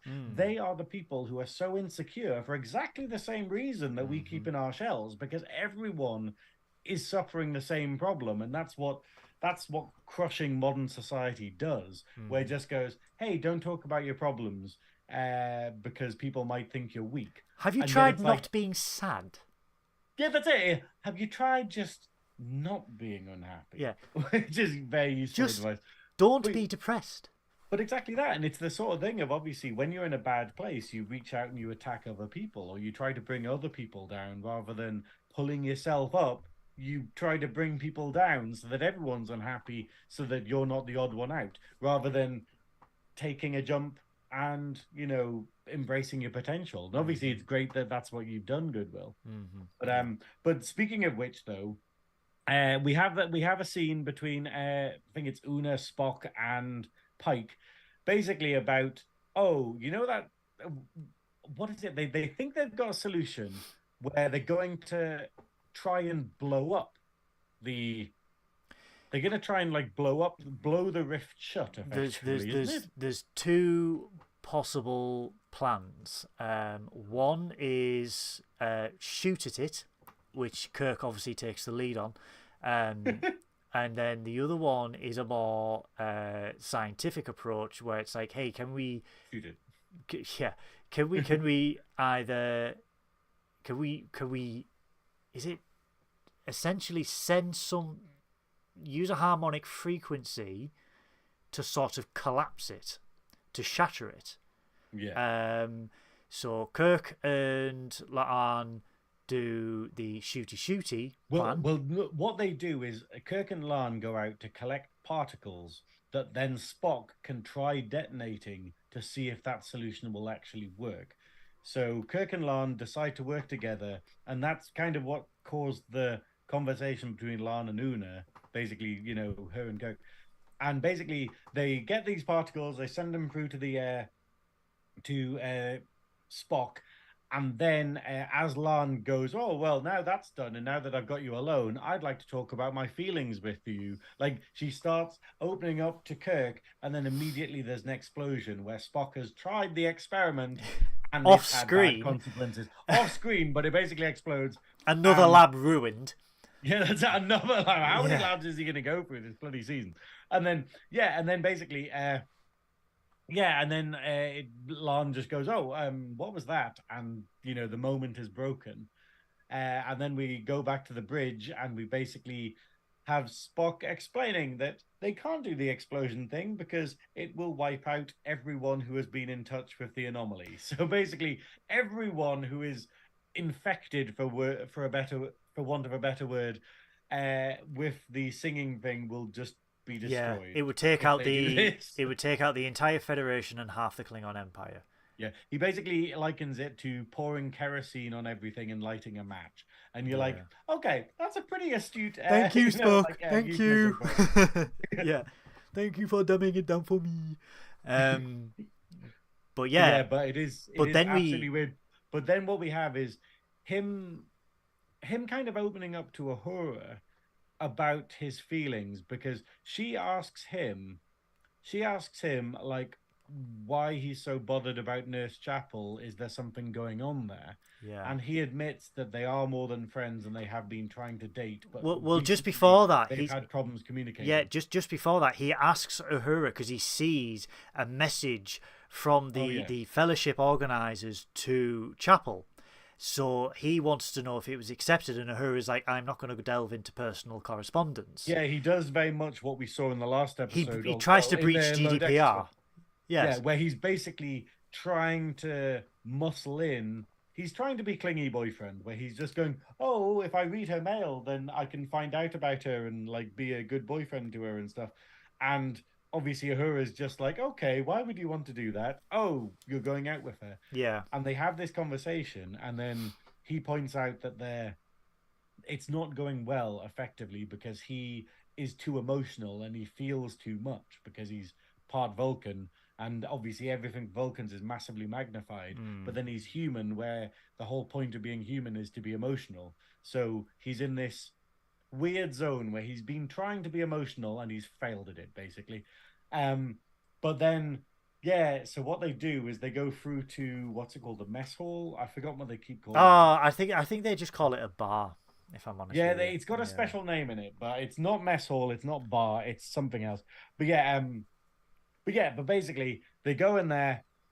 Who happens to be there? But Chapel, who's celebrating? Yeah, and who else is there? Chapel, Sam, is it Lon? Chapel, Sam, Lon. That's it. Yeah, yeah, and that's it. And obviously, background. Three of them. Yeah, and they're celebrating. They're basically, Spock walks in and they're toasting her on her success and getting accepted into the Fellowship. And she hasn't told him, and he's meant to be her boyfriend. And obviously this immediately hits Spock, and Spock is just like, "Oh, I presume that you're celebrating because you got an acceptance, but why you didn't tell me about this makes me think that you either forgot about me or you deliberately didn't want to tell me." And does the whole passive aggressive, "Hey, let's talk about stuff when you don't want to," which is exactly the problem that they had in the last episode.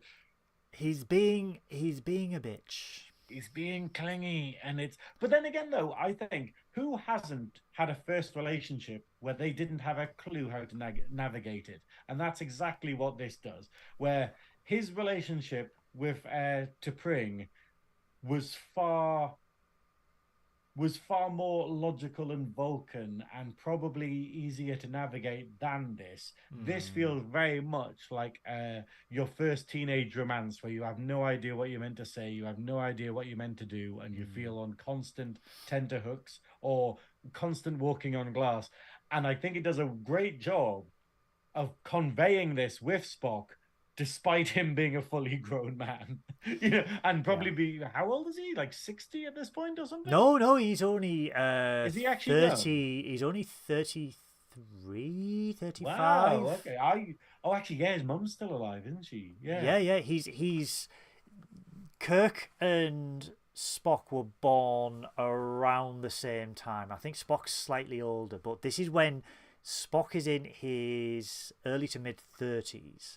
So Ethan Peck is 35 in real life, and I think Spock in the original series, he was slightly older, but they retconned He's a lot older it. because I remember they talk about it. They were just Yeah. like sort of, "Oh, how old are you, Spock?" And he's like, you know, No, that was to it was a Paul. joke, isn't it? That was to Paul, Oh, because right. in Because she's Enterprise, 120 or something in no, Enterprise. she's 66, and there's a scene where they're I'm like, failing at Star Trek facts this the, week. there's a Sorry, guys. there's a scene in Enterprise where Trip goes, how old, so he basically asks her age, and he's like, you should never ask a Vulcan it's her age, and she's, she just said she's 66, and he's like, oh my god, and she explains that obviously Vulcans have a longer lifespan and they age slower with their diet and meditation and everything like that. In this, Spock is young. He's only 30, like 33, 35 in this, and they retcon that from Star Trek Online onwards to obviously have a younger Spock, but yeah, he is fairly young, and this is obviously his second relationship, but first emotional relationship that he's had, and he is just doing everything right. Goodwill looks like he's being told off. Why do I look like I'm being told off? No, it's just Paul. Paul reading the room. I'll drink a martini to that. Yeah, but I think it's a martini speaking. But yeah, so what we get in the preamble to this scene is Spock being very emotional, and Chapel being put on the spot, effectively. Like, Chapel, basically, she's gone from celebrating to, oh, here's the confrontation that I was putting off. Like, I wasn't telling Spock because I don't know how I feel about this, and I don't know what this acceptance means for our relationship. And naturally, she breaks into song, and we get a lovely little song by Jez Bush, which is... And this is what I was going to say about the previous one, is that some of the songs don't feel full. They don't feel like the full one. The only one we've had so far, which is Lan's song, that feels very much like a single. It has verse, chorus, bridge, chorus, chorus, chorus. And it is absolutely amazing. And then the other ones have felt like snippets of bigger songs. This is another like full song that we get. And it's a more modern song, I think. I really like it. And it's effectively... It's not about, and it's very telling about what it's not about. Because this whole song is about how happy she is to be accepted into the fellowship. I should say before we do go on, the reason why we get to this bar scene is because Uhura and Spock are conducting scans, because what they need to do, they need to realize if there is a pattern in the songs, is if there's a similar harmonic, if there is a pattern at all in these songs, so they can replicate it in order to destabilize the subspace rift and close it. So they go into the bar. They need to be there with a recording device when an actual song breaks out, so that they can see what actually changes in like the world. And it breaks out. Yeah, and they basically just go, well, how are we going to guarantee an emotional event where a song gets done? And then Uhura looks sideways and notices that Chapel's in the bar celebrating. Then looks to Spock and then just goes, that'll do it. And then immediately they go into the bar because Uhura knows that there's going to be an incident between it's Spock gonna and get spicy. Chapel. And it's quite good because as Chapel's song is going on, Uhura's just got a little recording device and she's looking around, but she's also checking her pad. But it's a wonderful, wonderful like song, this, because the whole point is you would expect her to be singing about Spock and how she feels about Spock, and she hasn't put a second fucking thought to him. No. The only thing in her mind is this fellowship, how it means to be accepted by her peers, how it means to know that she beat everyone to this, and what an amazing opportunity it's going to be for her life. And that's what the song is about. And at the end, there's an afterthought to Spock of, I guess, what is it? And if I have to leave you, that's fine. And it's this idea, and it's wonderfully done. This is a wonderful way to tell a narrative of effectively just going, the fact that she's not singing about him says everything about their relationship. Yeah, because he just walks out right he says nothing, and he just walks out to the bar right at the end. Now, what I will say about the song, it's very good, but I do think that Jez Bush, I think she's got a fairly weak voice. Like, she does a very, very good job, but it's very flat in places. And it feels a bit weird that they gave such a big song to her. It's still fantastic, but what we've got to realize is this isn't live. This is in a studio, and that's the best take they had for some of this. And it makes me go a bit like, okay, but like, because we had it in Buffy where we had a couple of people where you were like, okay, right, okay, that's the best they could do in the studio, okay, but it's an incredibly good song, and she is so enigmatic. She is so wonderful to look at throughout this whole thing, and this is our first really group number effectively where she's walking around the bar singing. All the people in the bar are like sort of lifting her up and dancing around her, and then Sam and Uhura and Lana giving backing vocals and stuff, and it's the first group number we've had effectively. I think we had an ensemble number at the start, but this is basically a diva number, a choreographed number as well, to a certain extent, where it's like it's multi choreographed number. Well, this is what I was saying earlier about how this is kind of believable in a way where it doesn't really have big explosions and stuff happening, but effectively it has the people in the room magically know how to coordinate and know what to do. They all know the dance moves, they all know how to do that, and that's like as far as you stretch. What's it called when you suspend disbelief, enough. Yeah. What was the next scene? Was the next scene Kirk and Laan? I think it is. I think it's basically like after that. Hold on. I've got the episode open. We are doing it on the fly, literally, because I really want to talk about this scene, because it's not even a musical scene either, but it is very poignant to the episode and Star Trek as a whole. And I think it's great that this wasn't a scene, and I think and this also, once again, this talks about how clever the episode is, where this is basically Laan going, I need to speak to Kirk, and that's what she does. They basically brings him up and just goes, hey, before this turns into a song and I say stuff the way I don't want to be saying it, I'm going to tell you this. And I think that's great, because it's basically Laan's whole character is that she has to be in control of everything. And that's what she's doing here. She's basically making sure that she controls the scenario so that she feels comfortable rather than letting the music get to her. But it's I'd like to say we've all had this. I know I've had this a lot, but it's the fact of she finally comes clean. She breaks the rules and tells him about the temporal incident that she was involved with. Well, I should say the reason why they are together, because the Klingons who have detected this anomaly and detected what's going on are on their way, and they are not happy. They have already spoken. The captain of the ship... Basically, the Klingons don't say anything, but they say, we're going to sort that anomaly out, which basically suggests that the Klingons have had a couple of group numbers themselves. Yeah, so... And I will get to the Klingon captain later on. I have to say, though, I love it. I love it. This is the first time we get a Klingon thing, because we got a Klingon in, like, last week's episode, but this is wonderful, seeing a Klingon ship. So we get to see the bridge of a Klingon ship. The Klingons.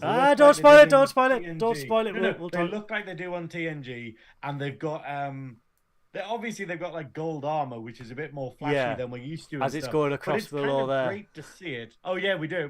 We see them where they've got like a group.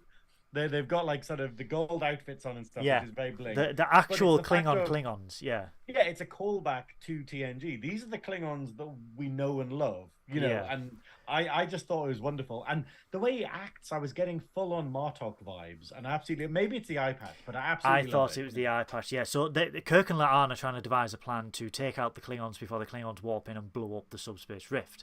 So if they do, as Spock pointed out, if you fire on the rift, it's gonna kill everyone. Yeah. So the this is how La'an gets Kirk alone, and she finally admits, like Synoiz has said, she admits that she knew a version of Kirk. She basically breaks the temporal directives, the rules. Admits to Kirk that she knew a different version. He's no longer there, but she opened up to that Kirk, and she was hoping that she could open up to him, and that he, I know it's not her version of Kirk, but she was hoping that it might be something there, shall we say? Yeah. He openly admits, he's like, I feel like there is something here. I feel like that there is a connection. However, and this is the bombshell of the episode, however, I am sort of in an on-off relationship, and at the moment it's on, and I think you would like Carol if you met her. For the Trekkies, Carol Marcus from The Wrath of Khan. Carol is pregnant. Oof. With Which David. Is scary. That's David from The Wrath of Khan. Now, I love this. I love that they got the timeline right. I love that the sort of like, how do we get out of this Kirk La'an situation? Well, at this time, he would be dating or doing something with Carol Marcus, and this is around about the time David would be born. Bang, plug it straight in. And I love that because it's sort of like, it's a way for Kirk to not be there all the time in Strange New Worlds and take away from Pike and everything like that. And it's sort of like it pleases fandoms where it's like, oh, well, he'd be with Carol Marcus because they've got a child. And it sort of ties it up rather neatly in a bow. And he's like, I feel a connection. However, this on-off relationship is on, and she is pregnant. And that's all we get from it. And and La'an is devastated. You could see on her face that she is absolutely devastated. Although she tries to hide it, she's devastated. This is the thing. I mean, and this is the life lesson in there, where it's the fact of you have to open up. You have to open up. You have to be yourself, but you're gonna get burned, and that's being human. And that's exactly, it's the same moral that we hear throughout Buffy. It's the same moral we have here, which is the idea of you have to open yourself up, but you have to also be prepared for failure. And it's horrible, like after her, because, this is the thing. It's like, it's a bit like my dad, okay? Because my dad is one of those people who, if they have a medical problem, they won't go to the doctors. Because if they go to the doctor's going to tell them there's something wrong with them. And they kind of believe in this kind of Schrodinger's medical condition, where basically, if no one diagnoses it, you don't have it. And, where you're just going, no, that doesn't, just because the doctor hasn't picked up on it doesn't mean it's not there, And he's always like this. Like, he's very much kind of like, oh, my leg hurts, but I won't go and see anyone about it. And it kind of feels like a lot of people are like, oh, well, if I don't take a risk or if I don't tell someone how I'm feeling, then it'll resolve itself. And you're like, no, it's like, it's never going to go away. And I think obviously my thing now, because obviously as an anxious person, it does me the world of good to go, oh, this is something I'm worried about now. Best deal with it now then, before I dwell on it too much. The same way I'm with emotions, where I tend to be very confrontational now, because I know that if I sit in it too long, it's going to like upset me. But what we see here with La'an is, she took the plunge, and it didn't work out in the most horrible way as well. Devastating like way. I've had it before where like, you've had like crushes on people, and then as soon as you find out that like, they're with someone and they're pregnant or something, you just kind of go like, oh, well, that's like a hard limit. Because, you just go, okay, once a kid's in the picture, you don't want to kind of interfere with that. You don't want to risk breaking up that relationship. Yeah, and it is... And it's tough. There's no... Yeah, it's devastating. I mean, I can't say that I've been in that situation, but I sympathise for that character. Adams just said, whereas I'm the other way around with my illness, as I have health anxiety, I'll diagnose myself before a doctor is even involved. Ooh, hypochondriac. To be fair, don't self-diagnose because wow, like if you go, have you ever been on bloody NHS, the NHS Direct or whatever, the website where you get to type your symptoms in, it just goes, it's cancer, and you're like, what?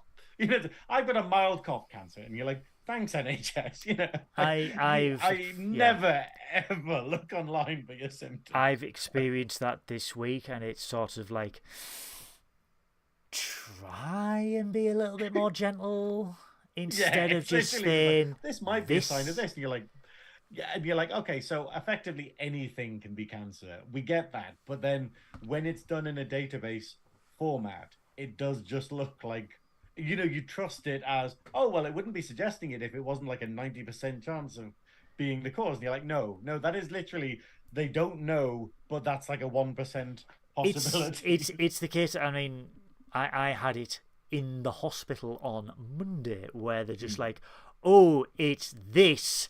We believe it's this, and you're like, oh, and like your whole world starts to collapse in, and then the next day they're like, oh well, it might not be though, and you're Yeah, you're like, like, oh well, maybe not. you're like, you're like, you've allowed me to dwell for 24 hours, and then Yeah. you've gone, actually, it might not be that. And you're like, are you just trying to give me a mental breakdown or what? But yeah, so what's the next scene after this The one? the next scene is the best scene, basically, where we Engineering. basically, yeah, we go into engineering, and I'm the X.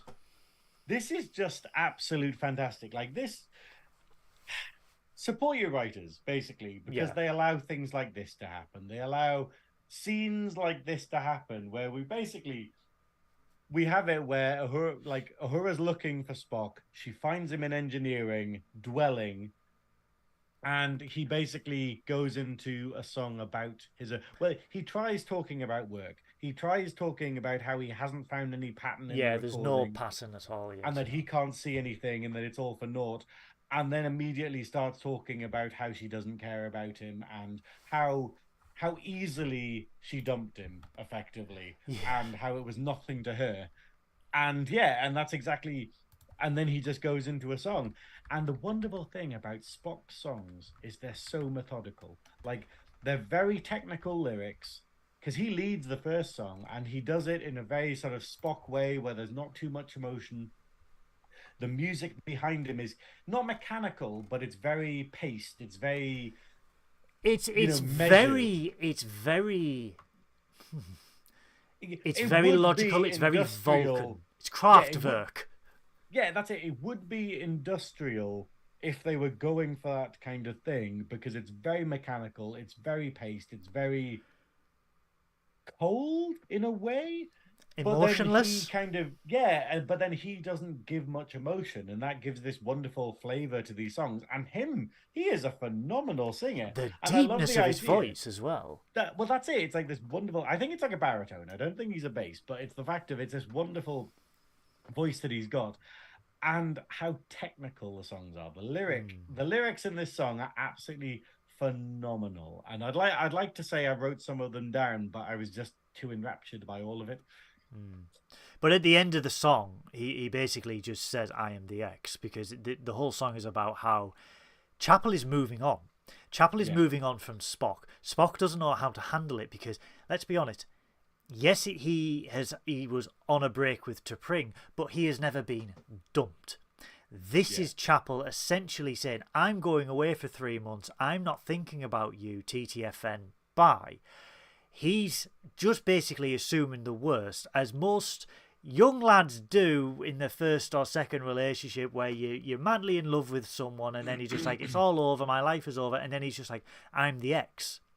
Well, And I then, think I think the best thing in how clever the lyrics are, where he's well, the whole point of this song, and this is wonderful because we did wonder where we know Spock from the original series, we know how Spock is meant to be, yeah. and then in Strange New Worlds, we've got Spock with all of these emotions. We saw how like freaked out Boimler was by Spock having emotions. This whole song is him going, "Oh, I realize now that I can't be trusted with emotions. I Yeah. realize now that I have to control my emotions. I have to be the Vulcan part of me because it's dangerous, because it really makes me unhappy if I give in to my emotions, which is exactly what this is.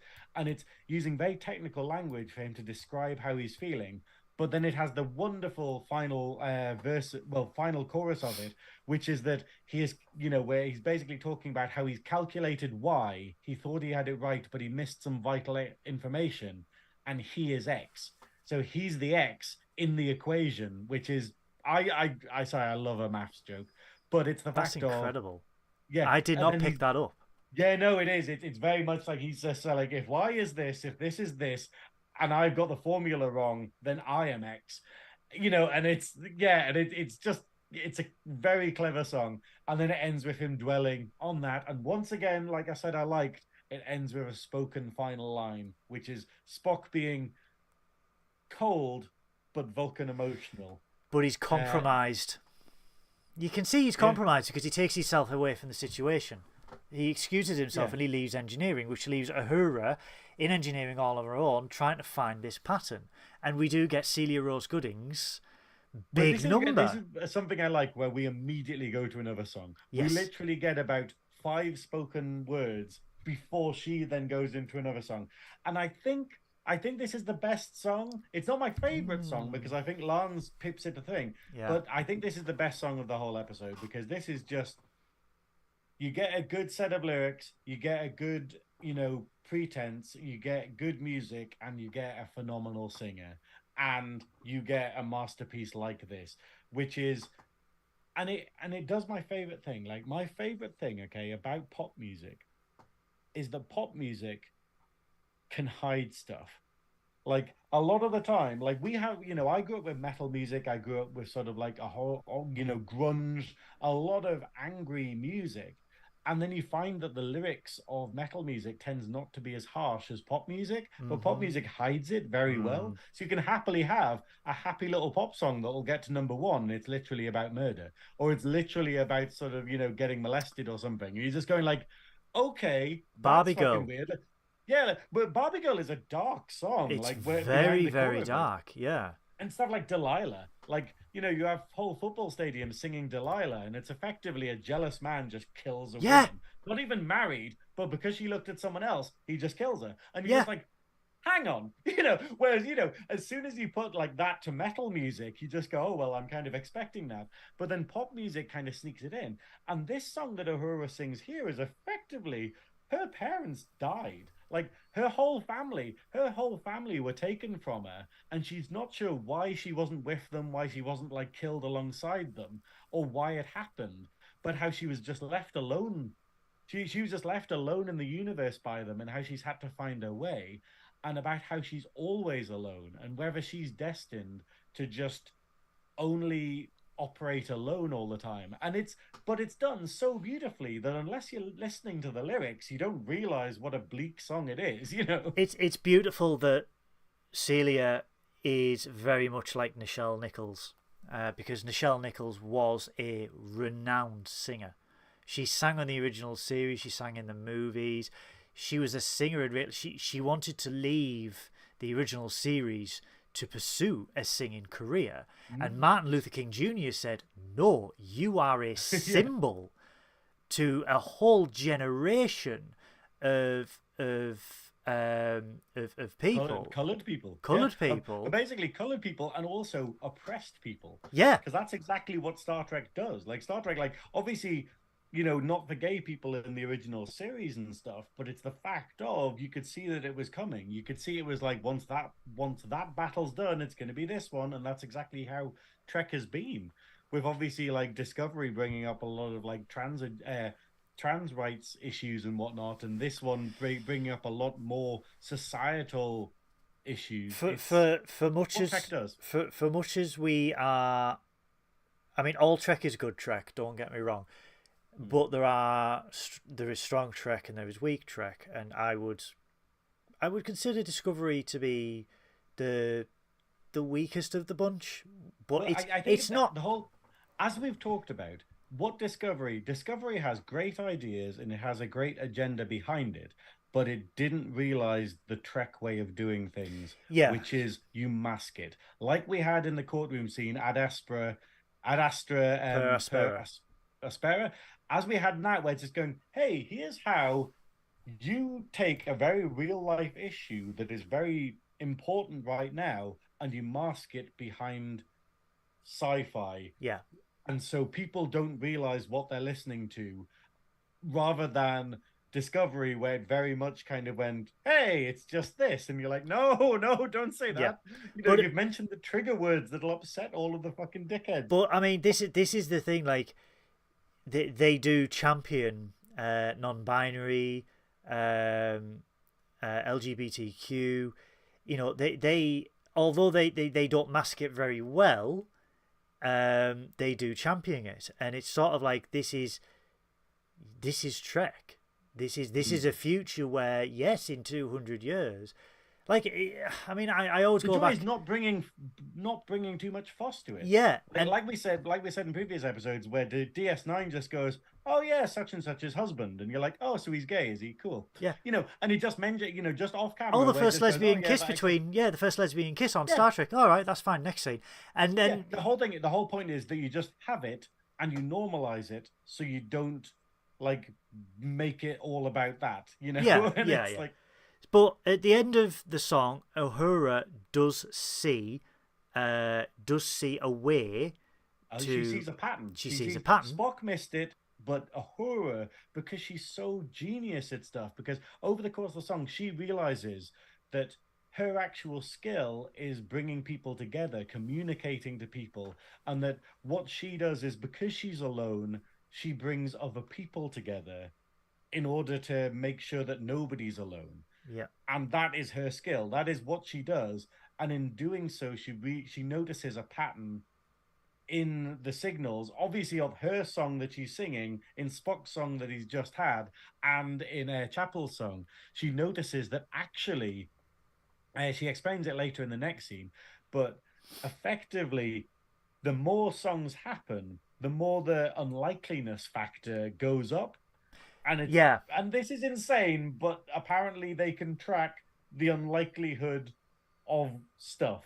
It's I don't get this. So in the next scene, she basically says that essentially we need to get a lot of people to sing to reach a certain frequency of unlikeliness that will shatter the subspace rift, and we need to do that to shatter it before the Klingons attack it. Yeah. So Pike goes, well, how do we do that? And she goes, we need a big final musical number. We need a crescendo. We need... Go on. I like this because it's basically saying, hey, like, if we just do individual little songs, that's not that unlikely. In a musical universe, it's not particularly unlikely that people are going to do individual songs, or that one or two people are doing. But in the group numbers, there was a higher unlikeliness, because it's like, well, what are the chances of that happening? And she's calculated that if the unlikelihood of something goes to such an insane level of that would never ever happen, then it will actually feed back onto itself and break the rift. Basically, it'll rupture the rupture effectively, and then end it all. So she needs to make something happen that is incredibly unlikely. So basically, which is basically the entire crew in unison singing and dancing, and every available voice they can get chiming in, because there's no way that would ever happen. Yeah. And so that's the plan, effectively. The magic number is 344. So she said, in order to get that, everyone has to sing. Yeah. Everyone has to be, but it's not everyone just has to sing. Everyone has to be emotionally charged at the same time to trigger the big musical finale. Yeah.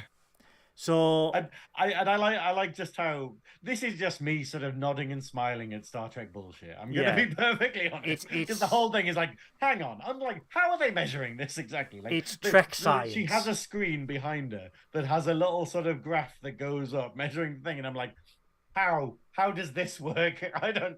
It's Trek If we ever science. speak to Terry Matalis or any other Akiva writers Goldsman. involved in Yeah. this, I'm Yeah. going to be like, explain this. If they, and Yes. I want them to just say, look, it's a musical episode. Fuck it, Neil deGrasse Tyson explained this, but Can you imagine if he does though? Imagine. God, if he does, I want him on the show.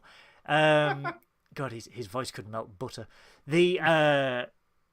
So on the bridge, basically, Pike said, "Only you can do this. We need our communications officer to bring people together in order to trigger this emotional response, which will cause a big crescendo." So on the bridge, the captain puts the ship-wide speakers on, and Uhura is trying to rile the emotions of the crew by basically saying, some of you know me, some of you don't. I bring you all together. I am your communications officer. I bring you all together, and it doesn't work at first.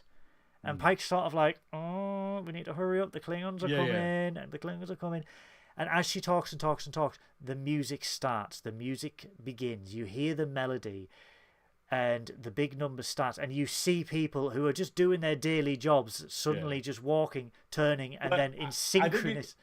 I think it's wonderful because basically Uhura is like, she breaks into song, she starts singing about stuff, and we see the crew going about their jobs in a corridor, checking it, and then basically the camera the camera spins round so it rotates the whole room, and then when it lands, they've actually all just gone into sync, and then they go into a dance number all choreographed together, and it kind of demonstrates how it's spreading throughout the ship, and that everyone is kind of just going into a big dance section so they and are getting on board with it. They are basically, how they are united. They are a team. They are a family. They are on the Starship Enterprise. They are in it together. They are being brought together. The unlikeliness factor is raising and raising and raising, but they still need more voices as they are singing. Everything around the ship, so it goes around all the characters. So every single character, except Pelia. Pelia gets backing vocals, but she doesn't get a line in this. There's a Queen. Song. There's a Queen bit. There's a little bit of a Queen tribute. There is. But it goes around the whole crew, and we basically have everyone. So we have Mbenga getting a bit of a line. Yeah. Even though the actor is not a singer, he does a very good job. But I like the fact that he just mentions throughout the episode that he doesn't like singing. Yeah. And I don't think the actor does, but they do it. But it's the fact of it. Literally, everyone has a line about how they're feeling and about how proud they are of Uhura and being on this crew, and about how she can do it. Yeah. And it's this wonderful sort of affirmation for Uhura after we've just had a song about her not knowing, her coming from loneliness and getting out of it, and then having a whole song about how she's the one to save everyone with this song. But it's great because it goes around the whole crew, everyone gets a line or two, and then we go to engineering, and we get a Queen tribute, which is Pelia, Lan, and Spock together doing the Queen thing. I saw that, and I was like, Queen. It was so good. I think the best thing is sort of Pelia and Lan singing about how they don't want the singing to end, and then they don't want the singing to end, and then Spock is just like, I want the singing to end. But then in the background we see one of the screens where these Klingon ships are coming, and it's not just one, it's three that are coming. And Ensign Bailey, I'm going to call him Ensign Bailey because he's part of the Adequate crew. That bit where Anson Mount sings about the Enterprise being electric gave me goosebumps. This is the bit where the full Tennessee country music comes out, and then and then Uhura's basically going, "Oh, we're doing it, but we need more voices." And then the Klingons arrive. Goes, hail the Klingon. And then what we get, okay, right, allow me. What we get, right, okay, before I explain it. Could not pull this level of bullshittery off. Before I explain it, guys, there is very, very few episodes of TV, very few TV and film, that have ever made me go from this to this. And then just stay like that for the rest of the show, right? What we get, because they need more voices, the Klingons have arrived, so Pike sings Uhura, Hail the Klingons. First of all, the captain of the Klingon ship is Bruce Horrock, Hemmer. Is it? That's Hemmer. What? I never realised. It looks weird when you What we get is what Sean Ferrick has dubbed Kling Pop. Kling Pop. Kling Pop. Not K-pop. It should be K-pop, but Kling Pop. What we get... Adam's like, we got the greatest moment in Star Trek We history. did. You might be right. We got Klingons not only singing, but as a boy band. It's a full on harmony boy band, like sort of maybe rapper section. I don't know. It's like I watched this bit 3 times section with falsetto voices. I don't know. It's very high voices, but it is hilarious, and it makes sense now why their uniforms are bright gold. Why you gonna call me when it's only bad news? And I'm so oh my god. And it's just it is the silliest thing in the entire world. And they literally have this dance, and then it ends with them. You know, it ends dramatically, and then it just has an over-the-shoulder camera on like Pike, and he just slowly turns around with this like, well, that happened face. There, right there, guys. That is that right there. Oh, that yeah, is it. And then right at the end, like they do it. They end the song, and then they're just like, and then they close, and then Pike just turns around, and he's just like. Yeah, it is. It's like, that just happened, you know. Like, but I absolutely love it. And then what happens next? After that, it just goes into a full on.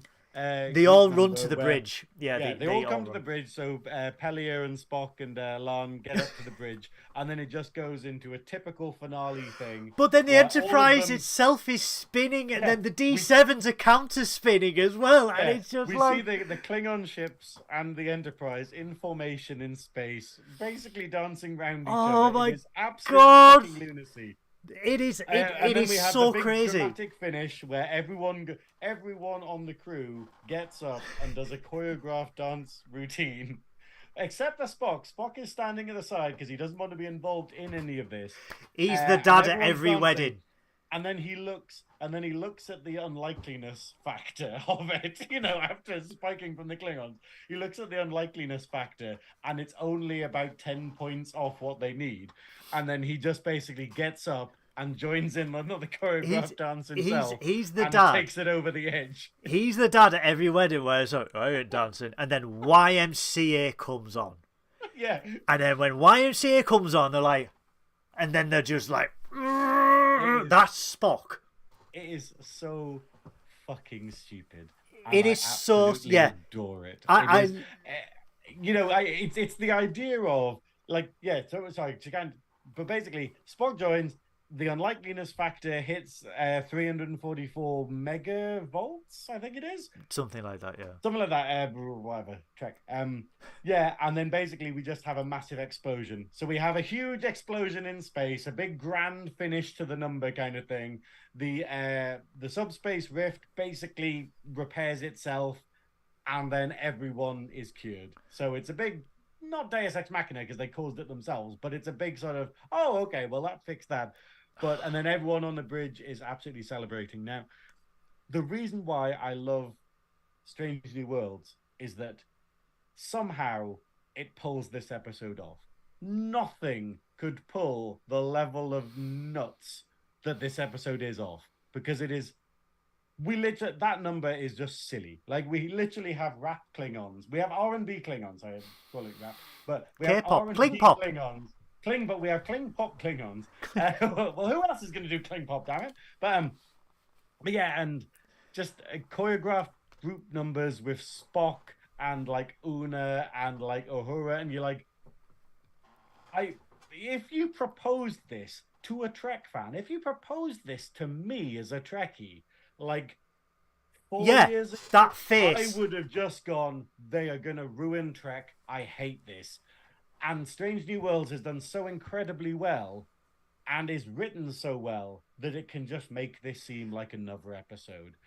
And wow, have the awards, have all of the fucking awards. Sean, I think it was Sean on Twitter or X or He was whatever you want desperate to to call talk it. to people about Yeah, it. but He was like, I have to talk about people about this. Sean was like, I want the Batleth boys, and I want them now. The Batleth boys. Oh man, maybe I'm missing out on Twitter or X as it's now known. Don't, because I'm looking at my phone right now and it's got XXX at the top, and it's just like it looks like the I was saying to someone porn. the other day that I hate this new. Obviously, it's, you know, It'll preaching to the change. choir, but I literally I checked my phone because I hadn't been paying attention to it. I checked my phone, and then there's just an app called X, and I'm like, what hookup app have I installed while drunk this week? And then I sort of clicked it, and I was like, oh, it's fucking Twitter. Never mind. You know, but it's like usually there's something. I'm like, oh, let's download fucking. So I forgot what it was last week. The end of the show, we were in the bar.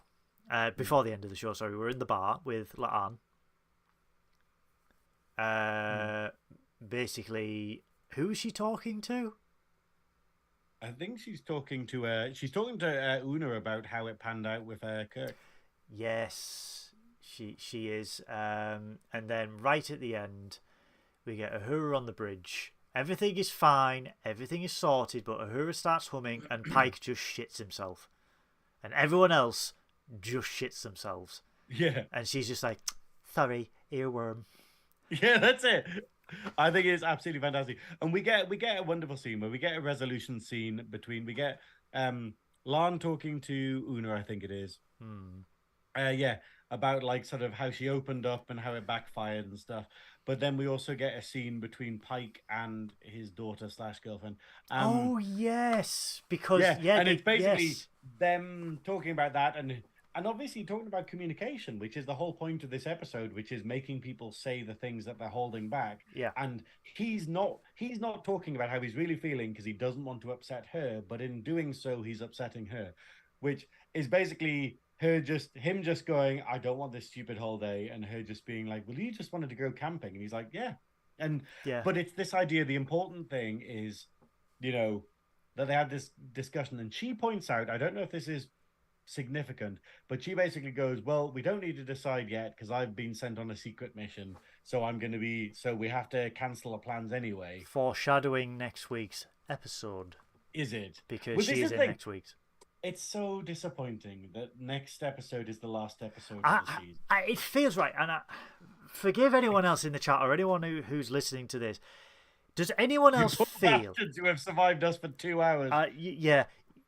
Anyone else? Do you feel that this season has just flew, as opposed to Picard, where it dragged, and not dragged as a bad thing, but dragged as in every week? It felt like 10 weeks. This doesn't feel like 10 weeks. There was a lot more gravitas with Picard. Yeah, there was a lot more like, okay, the impact, and I was far more excited for the next episode of that because it was a continuing plot. Where Strange New Worlds, it's just this lovely blanket where I'm like, I want to see what happens next, but I'm not on tenterhooks for it. And I think that's what makes it feel quicker. But that's what also makes it feel like Trek, where it's just like, it's like, I agree. It's that comfort. It's that comfort blanket where it's like, it's 6 o'clock. It's BBC Two. The Simpsons has just finished. The Simpsons has just finished. Let's what a lovely episode of Star Trek, and that's how it feels. And it's what's it called? What's the episode you desperately want us to review? Depends which one you're on about, good or bad. In season 1 of Next Gen. Fuck off, Code of Honor. I've forgotten the name of it. It's not Way of the Warrior. That's DS9. Fuck off. Not Way of the Warrior. I've forgotten the name, but yeah, that one. Sub Rosa and Code of Honor. Yeah. Code of Honor. There we go. Yeah. But no, time for a nice episode of Trek. Oh, racism. So next week, guys, it will be the finale of Strange New Worlds. It will be our last review of Strange New Worlds before we may. And I spoiled it last week, didn't I? No. Yeah. No. Okay. No, I don't. What's your news then? No. It's after Strange New Worlds, there may be a revamp of what you see around our lovely faces. There may be a refit. The Adequate is going in for a refit. So we're gonna have a judge up after the end of Strange New Worlds. We will be going back to review the Next Generation holiday episode where Picard goes to Risa. That's because what we're gonna do, it's gonna be fiddly, okay? So we have this episode, and then next week it's the final episode of Strange New Worlds. Then the 18th, because schedules work out that way, we're gonna do the episode that we were meant to do ages ago, which is the whole day episode of Picard of TNG with Hawaiian Picard. shirts. And then on the 25th, we're gonna do a live episode from Alnwick Castle with Stuart Hatton Jr., who is one of my favorite gay celebrities, and Sean Ferrick from What Culture, and do a retrospective of this season of Strange New Worlds. So we're gonna have a little bit of a break, a Strange New Worlds break for a week, and then we're gonna get back to it with a sort of what we all thought of it. And then obviously, you may curse me. You want to do a film, don't you? So it's like probably when we get to September. Yeah, I would say September, but we've got Lower Deck starting on September the 7th. However, I have been very selfish and I have decided to have a vacation in America. I am going to demand someone give me a job whilst over there. So, Mark, coming for you. He's not lying. I'm not lying. He's got a rope and a boot. I've got your PO box. We want to know. Stop it. It's getting creepy. It is getting creepy. No, it's all right. But he's got. When is your holiday? So I am in the United States of them Americas for 2 weeks. The end of middle of September to the beginning of October. I am journeying through to 3 different cities in America, but I am ending in LA. For those that know, I absolutely adore. I adore America. Being someone who studied and worked in TV and film, it's sort of like my mecca, because it's like, this is where all these shows are made. This is where, and you know, I've been to The Big Bang Theory, and I did The Late Late Show with James Corden. But it's more like, it was vile. It was absolutely vile. But that's not that's not something that I would... Is it true that they electrify the seats to like make people laugh? If anyone wants to know what my experience was like on The Late Late Show with James Corden, you are free to DM me at any time, and I will divulge all. But for the purposes of YouTube, I will not say a word. So I'm in America. So what we are possibly going to do, I have tried tooth and nail to contact Paramount, CBS, Viacom, Paramount, whoever they want to call themselves this week, to get screeners for Strange New Worlds. Because what I would like to do is screen the 2 episodes that I will miss, record them, and then obviously air them when I'm away, so you guys don't lose it. If we don't, me and Synoiz will come up with something else. We'll work out something. We'll either have a break. If it ends up with fucking me having to do it with General Kirky, or we'll get Baron LeVay in, or we'll get going. We'll work it out. I mean, for instance, I might need to be off on the week of the 1st because I'm at Lindisfarne Festival. I'm performing at Lindisfarne Festival, and the problem is, I think we go down on the Thursday night, the 31st. Yeah, and then we're there until like the Monday, so they come back on the 4th. So I'm like, shit. So unless we record the episode on like the Wednesday, I think though, I think though, guys, I think you would appreciate we have gone non-stop since February. Every like week, 20 weeks or something. Every week, nearly half a year. Yeah, every week we have provided you with our unsolicited, innate ramblings, sometimes alcohol-fueled. So I think a week off might be needed for both me and Synoiz. Obviously, I'm in America, but if anyone knows, I'm gonna put an appeal out there now. If anyone knows how on earth I can get to be a screener for Paramount Plus, so we can not only review Lower Decks, but any other new Star Trek that comes out within time, so we are not running around like mad bastards 12 hours before a show. Hit me up, because I am open to anything. Sean, Mark, anyone.